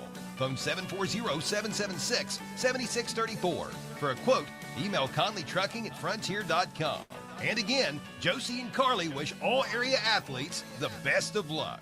High school football on this Total Media Group station is presented by Portsmouth Block and Portsmouth Building Supply, People's Bank, the Real Estate Gallery, Conley Trucking and Conley River Terminal, the Scioto County Career Technical Center, Carpenters Local Union 437, the Glockner family of dealerships, Gamps John Deere and Convenience Store, SOMC, Portsmouth Insurance, Monroe's Frame and Collision, the McKinley Funeral Home, as well as Collier Companies. At People's Bank, our team of local, trust, and wealth management professionals can help you achieve your financial goals. We offer comprehensive services including investment management, retirement planning, estate planning, trust administration, and more. Our customized strategies are designed to grow and preserve your wealth while minimizing risk. Let People's Bank put our decades of expertise to work for you. Call me, Elise Dye, or one of our other trust and wealth management professionals today to schedule your free consultation. People's Bank, working together, building success. At halftime, the East High Tartans trail visiting Manchester 28-0. I'm Chuck Greenslade along with Matt Payton, and this is the My Own Bible app halftime show brought to you by the Calvary Baptist Church at 2306 Waller Street in Portsmouth. You're invited to be our guest at Calvary Baptist Church this Sunday. A big thank you goes to our friends at Penn Station East Coast Subs on the north end of Chillicothe Street in Portsmouth. Penn Station fuels the WZZZ and WNXT sports crews every weekend by offering us lunch. Visit Penn Station, where they are all about the freshness. Be sure to listen for the Barber Auto Parts Replay of the Week, which can be heard all week long right here on Classic Rock 107.5 The Breeze, as well as on Mix 99.3 and Fox Sportsmouth 95.7 FM. Visit the Barber Auto Parts store nearest you with locations in Portsmouth, Ashland, and Chillicothe. And don't forget to tune in to the Saturday Morning Sports Line every Saturday on Fox Sportsmouth 95.7. Starting at 9 o'clock since 1979, the Saturday Morning Sports Line has provided our area's coaches a platform to talk about their teams and players. Now, of course, usually that program is on 95.7 FM, but with our transition into our new studios in our new building, a block down the street, we've had that program on WNXT2 using the Local Happenings app all season long, and that is more than likely where it's going to be tomorrow morning as well. So if that would change, we'll have it on 95.7 FM, but if not, it'll be on the Deuce WNXT2 using the Local Happenings app once again. But it is worth looking for. Hey, Be it sure is to tune definitely in. worth Yeah, it. love to hear what our coaches have to say. 28-0 is where we stand right now. Thanks so much for listening to the Calvary Baptist halftime show. We are just about set for the second half kickoff, which is presented by Harris Floor Covering at 610 9th Street in Portsmouth, as well as Harris Outdoors at 616 9th Street in Portsmouth. Harris Floor Covering is the area's leading floor covering contractor that has everything for all of your floor covering needs. Phone Stephen Harris at 740-353-7959 and visit Harris Outdoors for firearms and hunting equipment. We're getting a little closer to hunting season, so keep that in mind, and remember, Harris Outdoors. It's going to be the Manchester Greyhounds receiving the second half kickoff. Already a 28-0 lead for the Greyhounds. And Matt, you can't help but think that there is a possibility here of a running clock.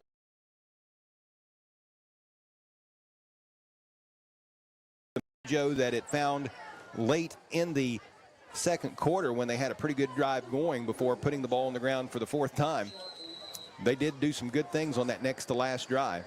That they did. I'm trying to see who's kicking. I think Zach Brown. Zach Brown. Yep. Yeah. He is going to do an onside kick to begin the second half. Ball is loose. It took a great bounce, and East recovered. That was textbook. A beautiful onside kick executed by Zach Brown, and Tyson Purnell recovers the ball at the 49-yard line of the Manchester Greyhounds. So a great way to start the second half. Now, bear in mind, Zach Brown is not the normal kicker for East. He's only out there because of the injury sustained in the first half to Lyndon Williams, who is the normal kicker. So East gets the ball. It'll be 1st and 10 for the Tartans at the 49-yard line, and let's see if that momentum can carry on to this offensive possession. Great special teams play, and East has struggled with its special teams tonight, especially in the punting department, but a great onside kick. Kickoff was beautiful. Great job. Fantastic. Double wing formation. Purnell motions to the right. He takes the pitch, looking for some room, cuts back up inside, runs into a Greyhound defender, but he bounced off of him and fights his way forward, and it looks like he's going to manage to get back to the line of scrimmage, or at least close to it, possibly a short loss, but that was a great effort by Tyson Purnell. And boy, you hate to see a kid have to work that hard to lose a half yard, but that's exactly what he did right there. Yeah, I mean, he really got after it. I thought, honestly, the ball would be spotted at the 48. Or the 49, but it looked like they marked the first down marker on the 48. But it's in between. It's just hard. I think he really got back to the line of scrimmage. So it's going to be 2nd down and 10, we will call it. Double wing formation. Purnell motions, takes the pitch, and now the inside give goes to Boyd. He's got room left side, and he's going to be near a 1st down as he is cut down at the 40-yard line. Gain of 9 on the play, and coming up to make the stop for Manchester, I believe, was Remington Hasler. It's going to be 3rd down and 1. You know, a point that feel compelled to bring up, looking at the chain gangs, and especially if you're watching this on the video stream, you might think that there has seemingly been some confusion over there. You probably can't tell this from the vantage point of the Appalachian Marketing Media cameras, and we can't see it from the press box here, but there is a major crown on this natural grass field, and that can make it difficult for the chain gang to get spotted properly. If you're over there on that Manchester sideline, there's a good chance that you can't even see the feet of folks standing on the east sideline, because there is a major bump in the middle of that field. That's for water runoff when rain occurs, and that's normal with a natural grass field. Now, you don't see that with all the artificial turf fields because they've got that rubberized base and it just soaks up the water. There was no gain on that last play, and that brings up 4th down and 1, Matt, and the Tartans, trailing 28-0, are going to go for it. Could this be fullback dive? Boffman is going to give to the right halfback. Bobs and weaves his way through. It's Boyd, and he's going to have the 1st down. That was a nifty little piece of running there as Boyd had to shift right, shift back to the left, and he found an opening, and he is going to have a 1st down carry. Nice job by the sophomore Levi Boyd. He gets the ball down to the 37-yard line. Fresh set of 4 for Coach Adam Bailey's Tartans, who are looking for their first points since week 1. I tell you why I like the way Boyd runs. He runs hard, runs like he's angry at the ground. Yep. Should be angry at the ground. When you hit the ground, it hits back. And we have movement on the offensive front for East. False start, 5-yard penalty. That'll make it 1st down and 15. 9:20 left to play in the 3rd quarter, 28-0 Greyhounds. But up until just moments ago, a really positive start to this first drive of the 2nd half for East. And East wasn't even slated to get the ball. They started out the 2nd half with an onside kick. A great kick that was executed by Zach Brown and recovered by Tyson Purnell. Boffman, the freshman quarterback, is going to come over to Coach Adam Bailey, who does everything here at East. We've talked about that time and time again. He's the athletic director. He's the boys basketball coach. He's been baseball coach here in Sciotoville the last few years. This is his 6th year guiding the football program. He certainly is intertwined to this Sciotoville community. He has been here a long time. Cares deeply about these kids. No doubt about that. Here is a penalty marker. Whistle sound. Just as the snap was taken by the quarterback Boffman, another false start on East. Back-to-back 5-yarders, and it will be 1st and 20. And that's not what you want. Nope. Get behind the 8 ball. And boy, the Tartans are definitely that right now. This is going to move the football all the way back to the 47-yard line. A couple yards side of when they started the half in. Yep. And East just doesn't have a lot of big play capability, I should say, that I have seen thus far. Now, they can break one occasionally, especially with that double handoff, and we've seen some good things from Boyd and Purnell. There were a couple play action passes that were executed pretty good early on, a catch by Williams, who is now out of the game, but this is not an offense designed to get big yardage in chunks, although, as I said, you can have a nice run like what we just saw a few moments ago as Tyson Purnell took a pitch to the left and sidestepped one tackler and raced down the near sideline for a pretty good gain before being bumped out of bounds at the 40. That's gain of 8 for Purnell. That'll bring up 2nd down and 12. Purnell now, 16 carries, 68 yards. He's getting 4.25 a carry. Hey, that's very, very good. A very good average. Levi Boyd right now, 5 carries, 36 yards. He's averaging 7.2 yards per carry. Boy, there was a game a year or so ago. East had 3 players get to the 100-yard mark. You recall that? I do recall that. Double wing set. Boyd motions to the right. Play action. Boffman rolling to his right. Pass incomplete. Over in the right flat. That was intended for Purnell. That'll make it 3rd down and 12. Ball will stay at the 40-yard line. The incompletion halts the clock with 8:01 left in the 3rd. 3rd down. So 8:01 and 3rd. Looking ahead to the rest of the East Tartans schedule, they will visit Eastern Megs next Friday and finish up with a home game against the Eastern Pike at South Gallia, at Sims Valley, at home against Green in week 9, and at home against the Notre Dame Titans in week number 10. I tell you what, those weeks 6, 7, and 8, those are going to be some big weeks for this against some stiff competition. Yep.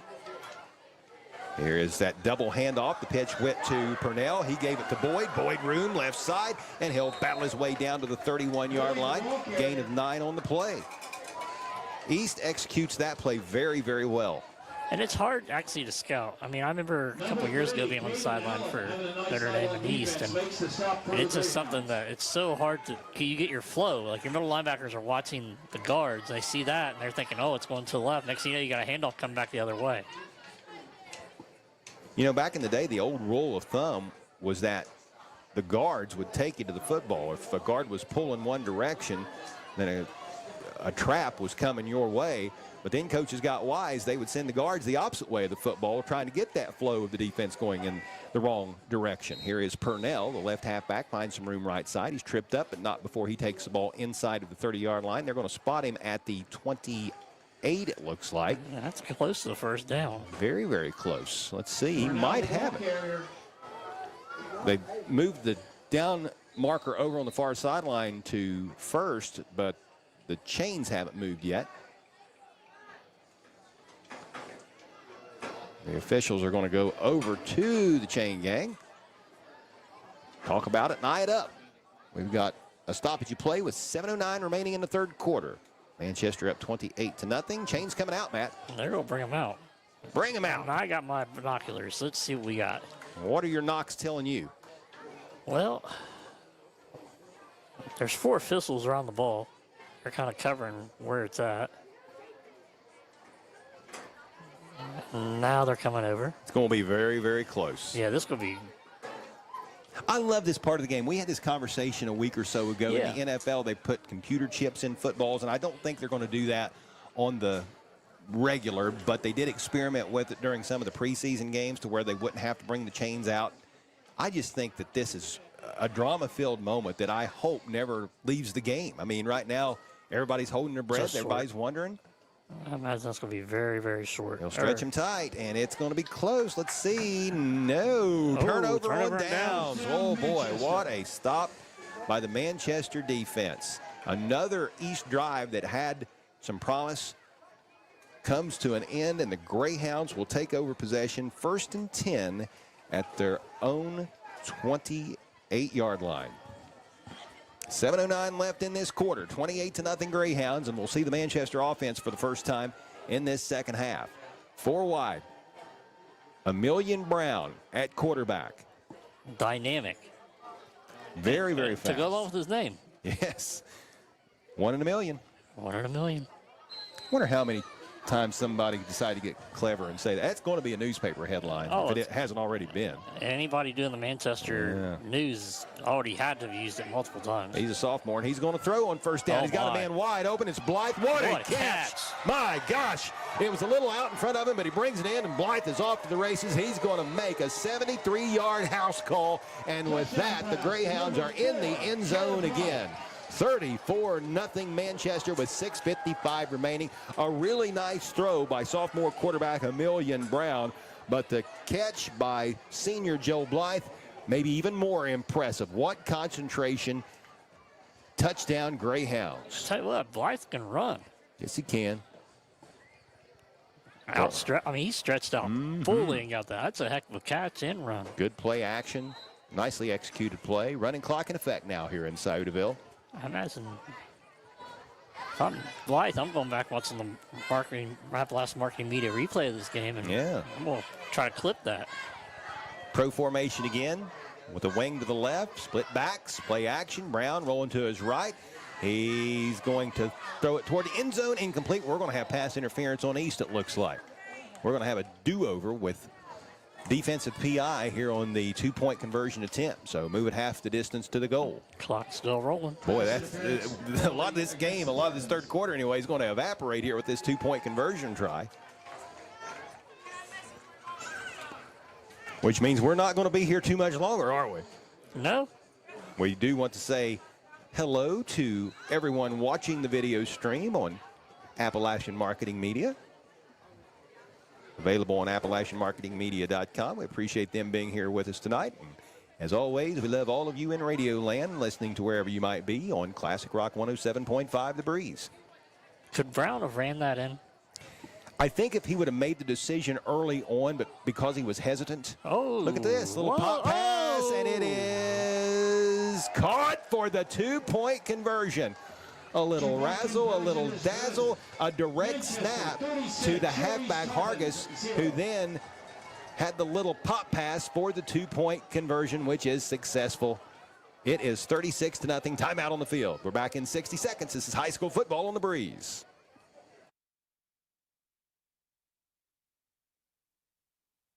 Hi, I'm Gary Duzan of Portsmouth Insurance, a TAH Benefits partner. And I'm Jay Hazelbaker, president of TAH Benefits. Portsmouth Insurance specializes in helping local business owners with their employee benefits. We understand that operating a business can be stressful. Let us alleviate at least one of those worries for you. Portsmouth Insurance understands the health insurance marketplace, and our commitment to service and knowledge of both the personal and business insurance markets can give you peace of mind. For assistance with all of your employee benefit needs, call us at Portsmouth Insurance, 740-353-4105. On the Esplanade Laser Center and Medical Spa in Portsmouth knows that looking better makes you feel better. On the Esplanade offers body contouring, numerous skin services such as microneedling and chemical pills, as well as Botox and Juvederm injections. Plus, On the Esplanade has Obagi skincare products, among others. Let On the Esplanade Laser Center and Medical Spa help you look your best. Visit On the Esplanade, 813 Gallia Street, Portsmouth, and follow On the Esplanade on Facebook. 36-0, the Manchester Greyhounds lead at East. We are in a running clock situation in the third quarter. 3:40 left to play in this period. Manchester has the ball teed up. Dylan Fight will boot the ball away. It's a squibber, fielded around the 22-yard line. This is Purnell on the run back, and he's got room. Purnell right up the numbers. Purnell catch it back. Purnell inside to 35, 30, 25, 20, 15, 10, 5. Touchdown, Tyson Purnell. And the Tartans are on the scoreboard. They found the end zone, Chuck. A 78-yard kickoff return by Tyson Purnell. There's been a change in the score, a couple of them here over the last few moments. Changes happen quick, especially when you get your tires changed at Bob and Floyd's on Chillicothe Street in Portsmouth. So good to see something positive happen for the kids from Sciotoville here in this game tonight. That makes it 36-6 with the two-point conversion try to come. Nice run, Tyson Purnell. He found the hole, and man, he took off. So the Tartan fans have something to cheer about here this evening. And let's see if the Tartan offense can give them a little bit more reason to make some noise. East breaks the huddle, comes to the line of scrimmage, double wing set. King is the fullback, Boffman under center. Purnell is the wing to the left, Boyd the wing to the right. Purnell motions to the left, takes the pitch. He's going to cut back. He's going to be hit in the backfield. He's fighting toward the goal line, but he's not going to get there. And, boy, Purnell, he had to be a little tired after that 78-yard kickoff return, but he showed a lot of energy there. Unfortunately, just couldn't get through the defenders as he was met in the backfield. Nice effort nevertheless. The score remains 36-6. We got a couple scoring recaps for you when we return. We will step away for 60 seconds. This is high school football on the Breeze. Call your home Home Medical is expanding to open a second office in Grayson, Kentucky. Collier is a local durable medical equipment company providing and offering free setup of home medical equipment. Collier tends to home oxygen, portable oxygen, hospital beds, wheelchairs, rollators, walkers, and more. Collier Home Medical, now with offices at 1661 State Route 522 Wheelersburg, as well as at 146 South Carroll Malone Boulevard, Grayson. Call Berg at 740-574-0327. Phone the Grayson office to make an appointment at 740-981-6343. Collier Home Medical. The Counseling Center is the region's leader in youth and adolescent counseling and play therapy services. TCC plays a large role in substance abuse prevention services for area youth, providing more than 4,000 prevention services for area school-age children each year. In operation since 1981, the Counseling Center is the region's leader in behavioral health care, providing everything from substance abuse prevention and recovery to mental health counseling, primary care, vocational development, and job placement services. Learn more online at thecounselingcenter.org. 36-6. The East High Tartans just getting on the scoreboard a few moments ago. Here's Zach Brown. He's going to try another onside kick. It's loose. Ball still loose. Fought forward. Let's see who got it. There's a scrum forward around the 44-yard line, and it's Manchester. Manchester recovers this one, but another nice onside kick try by the Zach Brown band, who has really done a nice job with those onside kick attempts since being thrust into action due to the Williams injury. So, Matt, we're in the final 25 seconds of the quarter with the running clock. We might not have a play here, but we do need to take a look at the scoring recaps. Let's double up these scoring recaps. Last two touchdowns, a service of Nancy Hawk at the Real Estate Gallery, Wheelersburg and Portsmouth. For all of your real estate needs, phone 574-9902 or log on to realestategallery.com. How ironic, they're both one play. One was one play, 71-yard touchdown pass from Amelia Brown to Joel Blythe. 2-point conversion was good on a pass, 2-point pass. Then on the kickoff return, we had Tyson Purnell return at 78 yards for a touchdown. And 2-point conversion was no good there. So it is 30-6-6. 36-6. 36-6. There you go. And we had 4 minutes on the clock and 2 plays. And that is your end of the third period. We'll step away for 60 seconds and be back for the fourth. This is high school football on the Breeze.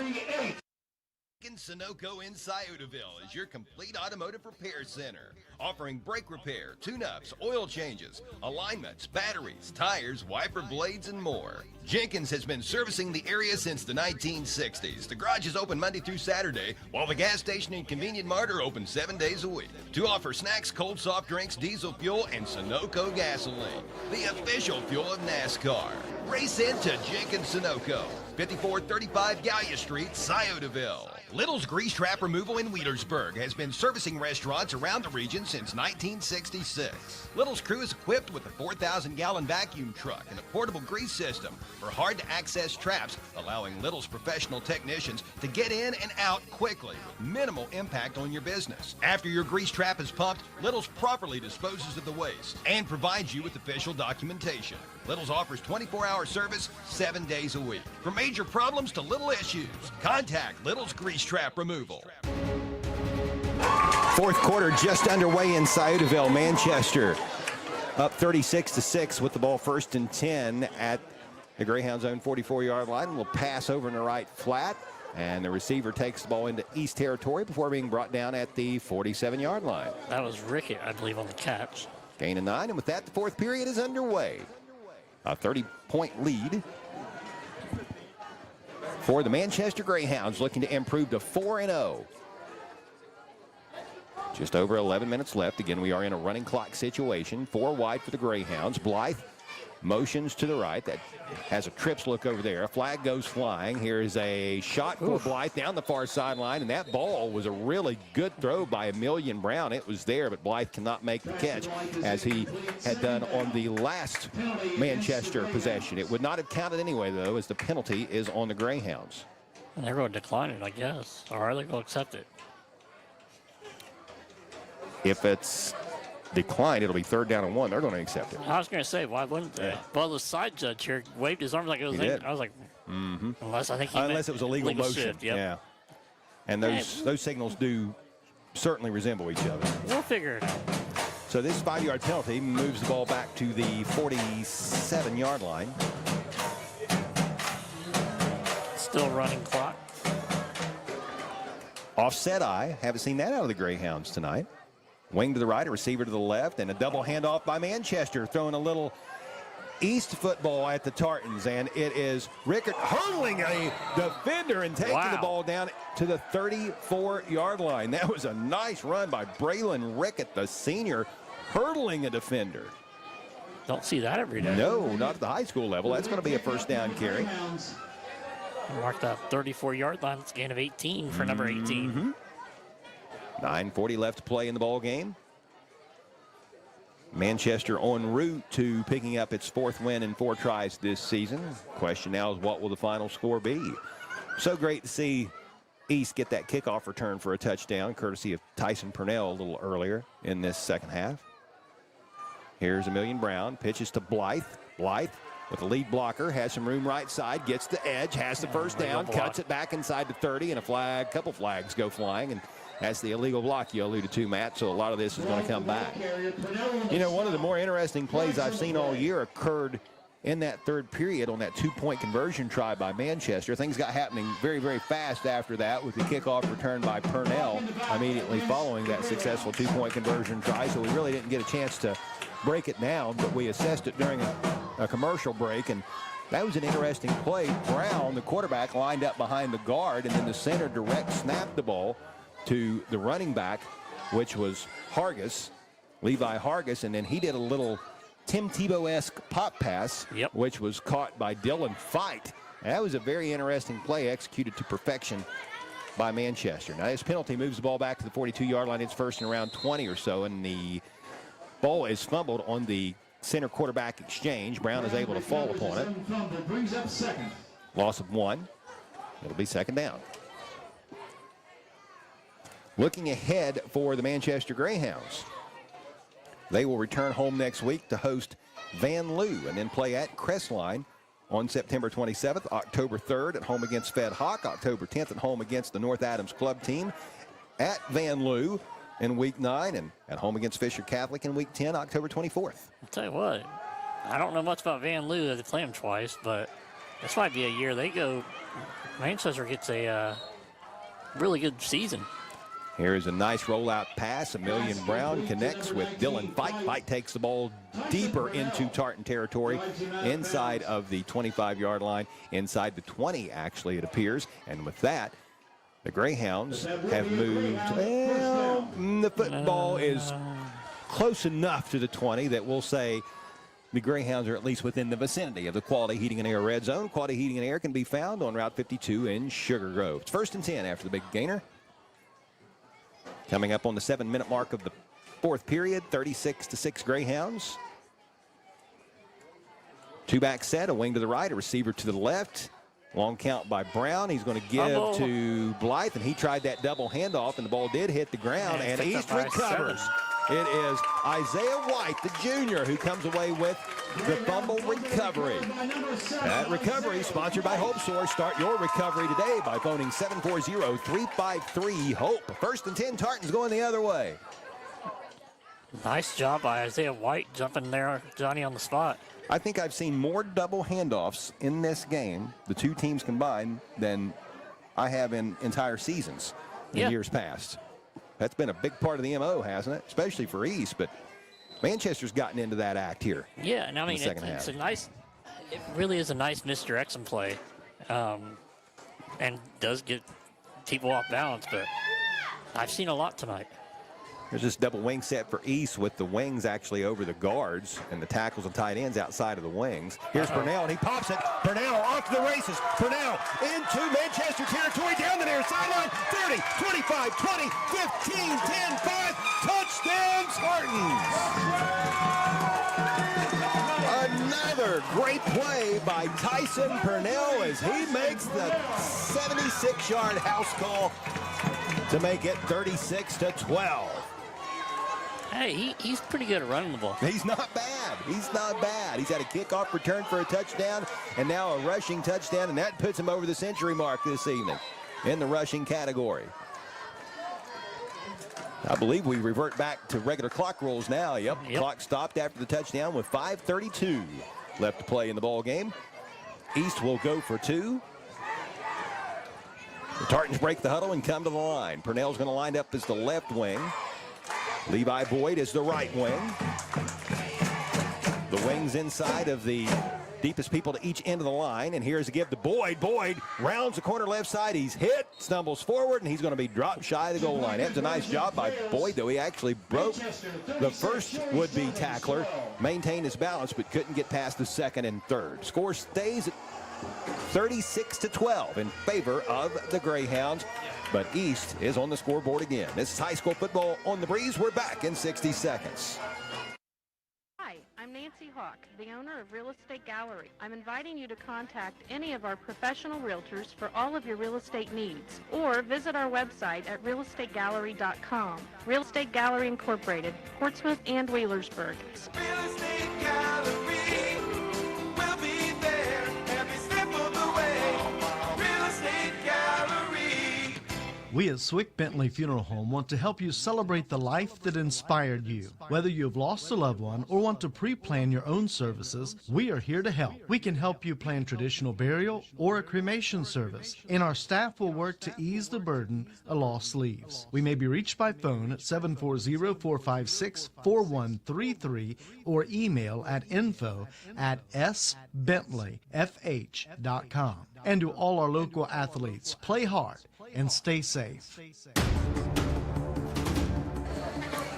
With 5:32 left to play in the ball game, the Manchester Greyhounds have a 36-12 lead over the East High Tartans, but East has certainly done some positive things here in the second half, which will hopefully provide this group with a spark heading into practice this coming week. And this game's not done yet. They have an opportunity to do some more good things. And for the third time here in this second half, Zach Brown's going to try an onside kick. Here's his approach. This one is high. It's got some height on it, and this one's going to be fielded out of the air by Braylon Rickett. I'm not sure if that ball actually bounced or if he got his foot underneath of it. So that was not fielded off the hop. It was fielded in the air. Technically, he could have fair caught that if he wanted to. He could have. But that happened so fast, he probably wasn't quite for sure if it hit the ground or not. But it will be Manchester ball. 1st and 10 at the East 46-yard line. 5:27 remaining. Let's check the scoring recap. It's a service of Nancy Hawk at the Real Estate Gallery, Wheelersburg and Portsmouth. For all of your real estate needs, call Nancy at 574-9902 or log on to realestategallery.com. One play drive, 75-yard touchdown, 75-yard touchdown run, capped off by Tyson Purnell. 2-point conversion was no good. 36-12, Greyhounds. Here is Brown. He's going to give to Hargis. Up the middle, behind his right guard. He will muscle his way down inside the 45-yard line to the 44 for a hard-earned pickup 2 to bring up 2nd down and 8. There has been a change in the score, and changes happen quick, especially when you get your tires changed at Bob and Boyd's on Chillicothe Street in Portsmouth. Well, we were talking about the numbers of these two rosters. Sure, some of you might be thinking, why isn't Manchester subbing in their backups? Well, there's not that many of them. They don't have a bunch of subs to put in. Looking over at their sideline, looks like there's about 8 kids in uniform, roughly. And as I look at the East sideline, I see 6. So you got 17 Tartans dressed at the moment. False start. This false start on the Manchester offense, back up 5. 4:41 left. That was the left guard moved slightly. Rocked back a little bit. East has scored more points in this game than the 3 previous games combined. Doubled their total. Yeah. They had 6 in their opener, shut out the last 2 weeks, and tonight they've had an offensive touchdown and a special teams touchdown, both courtesy of Tyson Purnell. We'll be doling out our awards during the Mintford Telephone, Mintford TV postgame show. Tyson Purnell's got my vote for an award or 2. He might have an award. Just saying, just saying. You're spoiling it, Chuck. Sorry. 2nd down and 13 for the Manchester Greyhounds. Ball at the East 49-yard line. Left hash mark. Fake handoff. Brown wanting to throw. White applying pressure, and Brown just gets the ball off prior to being sacked by Isaiah White, but that pass intended for Blythe is incomplete. Nice pressure by the East defensive line. I don't think we're in a running clock situation anymore, but they're letting the clock run despite the incompletion. Why not? Why not? 3rd down and 13.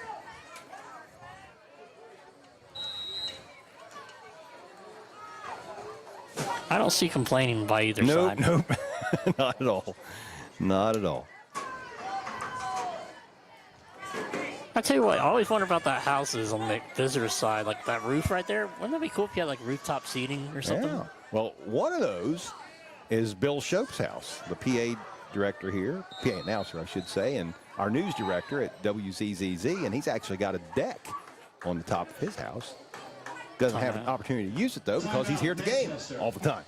Timeout with 3:43 left is taken by the Greyhounds. It's 36-12, Manchester leads. We'll step away for 60 seconds ourselves. This is high school football on the breeze. Offers the top brands: Chevrolet, GMC, Honda, Toyota, Ford, Dodge, Chrysler, Jeep, and Ram. Glockner has an amazing selection of new and pre-owned vehicles. Ask about the Glockner Guarantee. 12-month, 12,000-mile new vehicle premier coverage and 5-year, 100,000-mile powertrain coverage included on qualifying used makes and models. Credit issues? No problem. Glockner Auto Credit will finance your future, not your past. Shop online at Glockner.com. At Glockner, we make it easy. High school football on this Total Media Group station is presented by Portsmouth Block and Portsmouth Building Supply, People's Bank, the Real Estate Gallery, Little's Septic Service, Little's Grease Trap Removal, Little's Excavating, and Mr. Rooter Plumbing, the Counseling Center, Clark's Pump and Shop, First State Bank, the Minford IGA, Westside IGA, and Westside Hardware, Appalachian Marketing Media, and Dyer Insurance.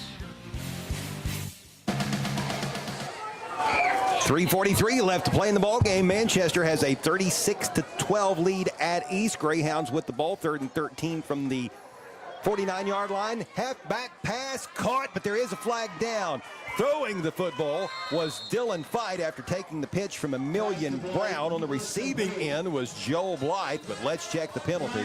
It is a hold on Manchester, and that's going to negate a 14-yard pickup and a first down. Nice pass. It really was. Nice idea. And the hold will have us replaying 3rd down with 3:34 remaining. Or, yeah. So the penalty will push the ball. To the 41. Look at you, spot on, Matt. I have my moments. Yep.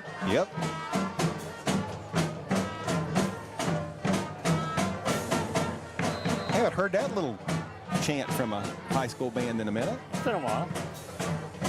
I tell you what, Manchester band did really well, too.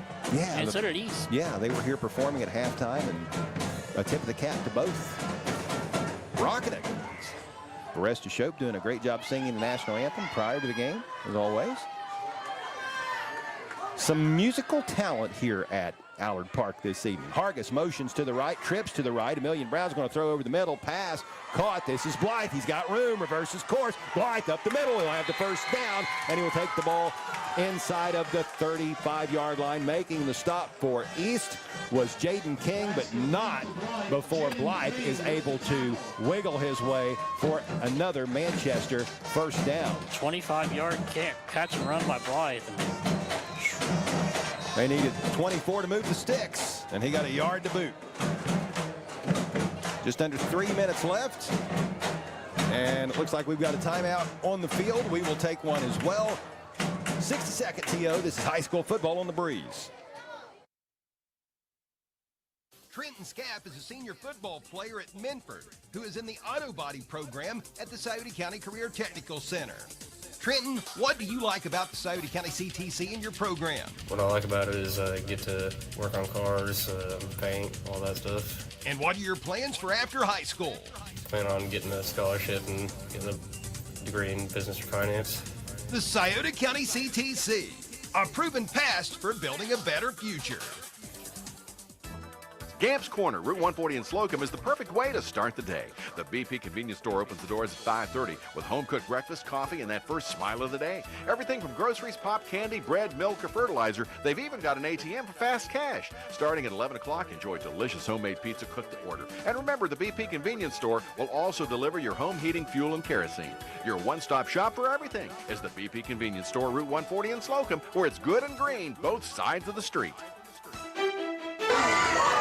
At Allard Park in Sciotoville, play has just resumed, and Braylon Rickett of Manchester has scampered 34 yards for a Greyhound touchdown, making it 42-12 with just over 2 minutes to go. This enforces the running clock rule. It is now back as the Greyhounds get set for the two-point conversion try. That run moments ago by Braylon Rickett, a very, very nice run. He took the pitch, found room right side, did a little bobbing and weaving, and got past the secondary. Some good blocking downfield by the receivers for the Greyhounds. By the way, Rickert has 5 carries. 3 of them were for touchdowns. Emilian Brown under center. 2 backs behind him. Long count and a flag. Another flag.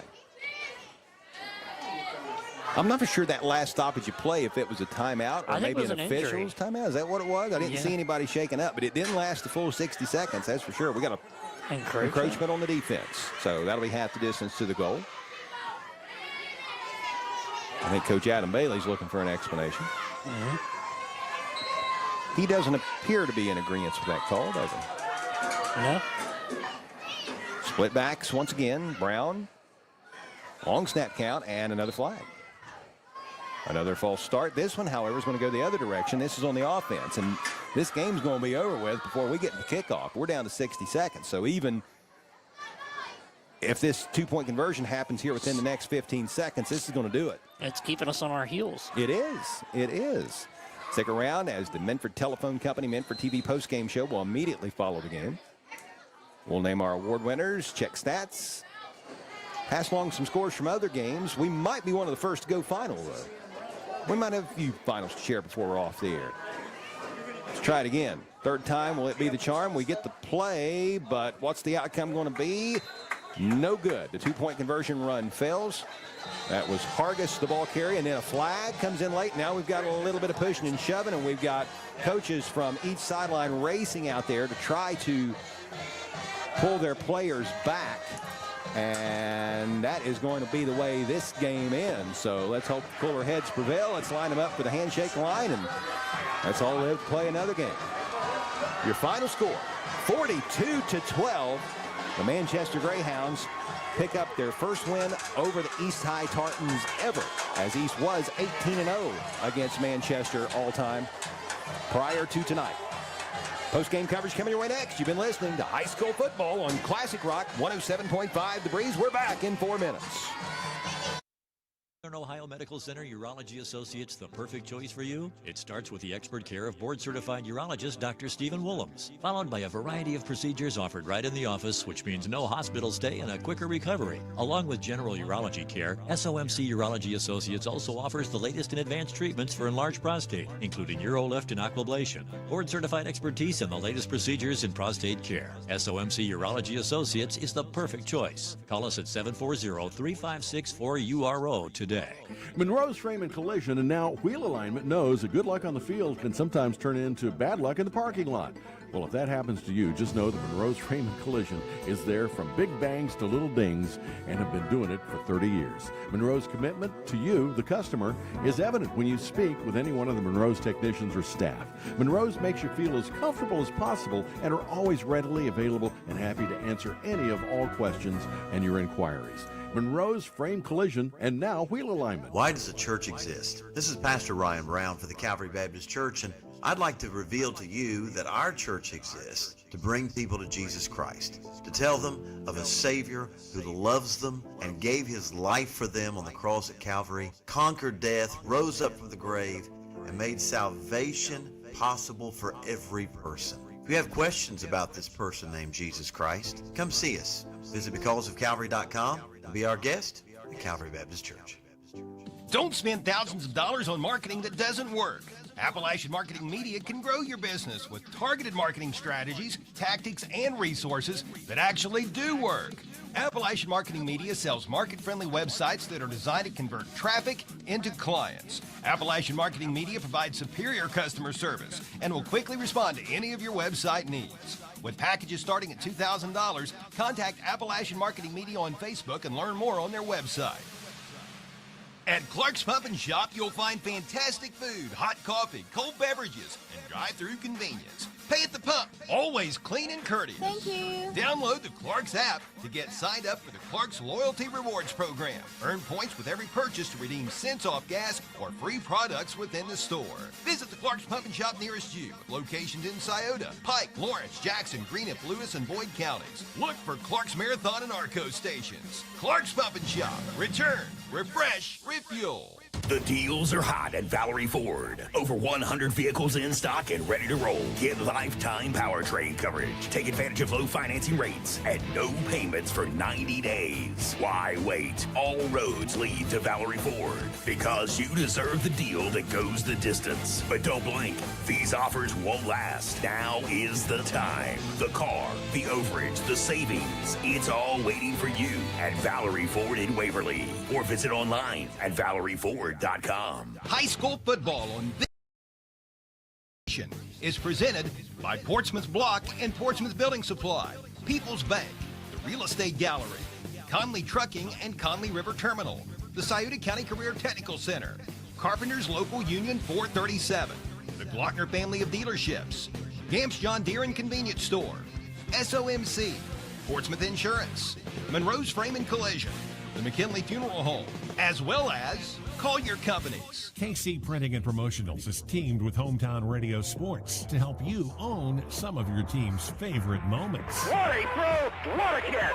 Open for a three. Got it! Most games heard on WNXT and WZZZ are recorded and archived and can be put onto a sports-friendly, state-of-the-art flash stick available for you to purchase. To inquire about purchasing a game heard on WNXT or WZZZ, call 740-353-1161. It's time for the Minford Telephone Minford TV postgame show. Now let's go back to our game site for the wrap-up of tonight's game. Good evening once again, everyone. I'm Chuck Greenslade along with Matt Payton, and we are live at Allard Park and Jim Snuppy Smith Field, where the Manchester Greyhounds have just defeated the East Tartans 42-12.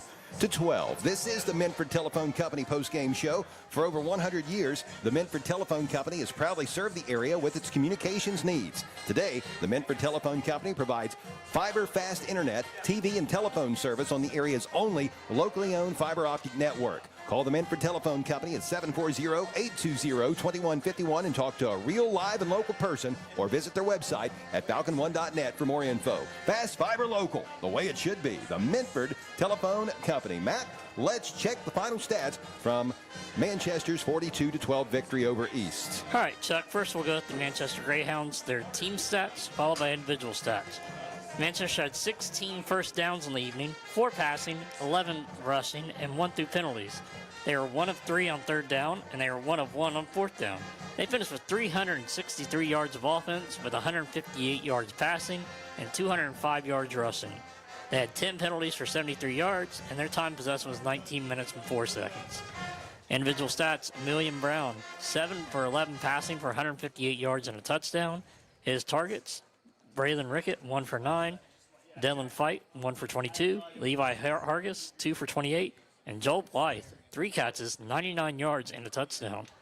Rushing for the Greyhounds, Levi Hargis, 1 for 2. Dylan Fight, 1 for 45 yards and a touchdown. Emilian Brown, 3 rushes for 65 yards. Joel Blythe, 5 carries for 23 yards and a touchdown. And Braylon Rickett, 5 carries, 75 yards, 15-yard average, and 3 touchdowns. Nice game. Not bad. Now let's take a look at the team stats and individual stats for the East High Tartans. Tartans finished with 6 first downs on the evening, 1 passing, 5 rushing. They were 2 of 10 on third down conversions, 2 of 5 from the fourth down efficiency. They were 2 of 11. They had 211 total yards of offense, with 11 yards passing and 200 yards on the ground. They finished with 6 penalties for 40 yards, and their time possession was 27 minutes and 44 seconds. Individual stats for the Tartans. Tanner Boffman was 1 of 5 passing for 11 yards. His lone recipient was Lyndon Williams, who had 1 catch for 11. Running the ball for the Tartans, you had Jaden King, 6 carries for 10 yards. Lyndon Williams, 4 carries for 10. Levi Boyd, 6 carries, 45 yards. And Tyson Purnell, big night for him. 18 carries, 145 yards, 8.05 yards per carry, and he had a touchdown. But Chuck, let's talk about an important stat, turnovers. The turnover report is a service of the Barrett Murphy Insurance Agency at 1031 Gallia Street in Portsmouth. Isn't it time you turned your insurance needs over to Barrett Murphy? Give Dan Cassidy a call at 740-353-3121. It was final turnover count was 4 total turnovers, 3 in the first half, all fumbles by East. Second half, there was a fumble by the Greyhounds, picked up by number 7. Isaiah White in the second half. So 4 total turnovers, all fumbles on the ground, and that is the final turnover count. Matt, we have only one other final score to share. Jackson defeated Western Brown 49-14. Here are the scores that we have. Again, none of these others are finals. Wheelersburg was leading Northwest 28-0. Portsmouth and the Gallia Academy were even at 7 last count. Valley is in front of Waverly 18-3. Minford leads Oak Hill 29-6. Notre Dame is up on Miami Valley Christian 35-2. Racine Southern leads Green 46-0. Chillicothe has a 24-19 lead over West. Greenup County trails East Carter 21-14. Cold Grove leads Chesapeake 45-8. Sims Valley is in front of South Point 37-24. Fairland leads Rock Hill 19-7. Zane Trace is up on Piketon 42-6. Ashland was in front of East Jessamine last we heard 14-0. Gloucester Trimble had a 14-0 lead over Wellston. Russell was up on Paintsville 20-0. And an update, Wheelersburg now leads Northwest 35-0. And that is where we stand at the moment. No other further scores to report at this time. Be sure and listen through the overnight hours and on into the morning hours for the Valerie Ford scoreboard, which you can hear right here on Classic Rock 107.5 The Breeze, as well as on Mix 99.3 and Fox Sportsmouth 95.7 FM. Let's take a look at where we will be next week. It's time for the Glockner family of dealerships glance toward the future. We know that you sometimes can't make it out to the game, but just as Glockner makes the car buying process easy, the WZZZ and WNXT sports teams makes listening to high school sports easy. When buying a vehicle is in your future, visit the Glockner family of dealerships, which include Glockner Chevrolet GMC of Portsmouth, Glockner Honda Toyota in Portsmouth, Glockner Chevrolet GMC of Ironton, Glockner Dodge Chrysler Jeep and Ram with offices in both Portsmouth and Ashland, Glockner Ford of South Point, and Glockner Auto Credit, with 6 locations throughout the tri-state area, including Portsmouth, South Point, Waverly, Jackson, Chillicothe, and Ashland. Shop online at Glockner.com. Next week, is it really week number 5, the halfway point of the regular season? My word. It's the fastest 10 weeks in the year. It surely is. Next Friday, September 19th, right here on Classic Rock 107.5 The Breeze, you'll hear Minford at Northwest. On Mix 99.3, you'll be able to tune in as Wheelersburg plays at Valley. Looks like that's going to be the battle of the unbeaten. Wheelersburg and Valley haven't gone final tonight, but Valley was leading Waverly 18-3 last we heard. Wheelersburg was up on Northwest 35-0. So it looks like that's going to be a big, big game as far as the SOC is concerned next Friday on Mix 99.3. And next Friday on Fox Sportsmouth 95.7, you'll hear the Portsmouth Trojans host the Cold Grove Hornets in an Ohio Valley Conference showdown. Don't forget, later tonight on 95.7 FM, you'll be able to hear Cincinnati Reds baseball as the Reds head into this weekend, a game and a half out in the National League wildcard standings. The Reds will play at the A's, who are playing their home games in Sacramento this year as they are in the process of their move from Oakland to Las Vegas. So be sure and check that out. In the Saturday morning sports line, again, it looks like it's going to be on WNXT2 using the Local Happenings app tomorrow. Tune in and hear what the coaches have to say. So that is your Glockner family of dealerships glance toward the future. Let's play the rest of our commercial breaks, which will only take a few moments, and we'll be back to name tonight's award winners from Manchester's 42-12 victory over East. This is the Minford Telephone Company post-game show on Classic Rock 107.5 The Breeze.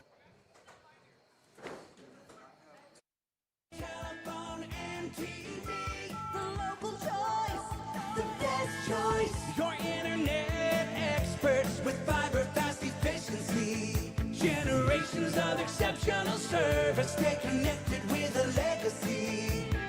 Online at falcon1.net. Minford Telephone and TV. The local choice. The best choice. 42-12, the Manchester Greyhounds win at East tonight in Sciotoville. It's awards time. This is the Menford Telephone Company postgame show. I'm Chuck Greenslate with Matt Payton.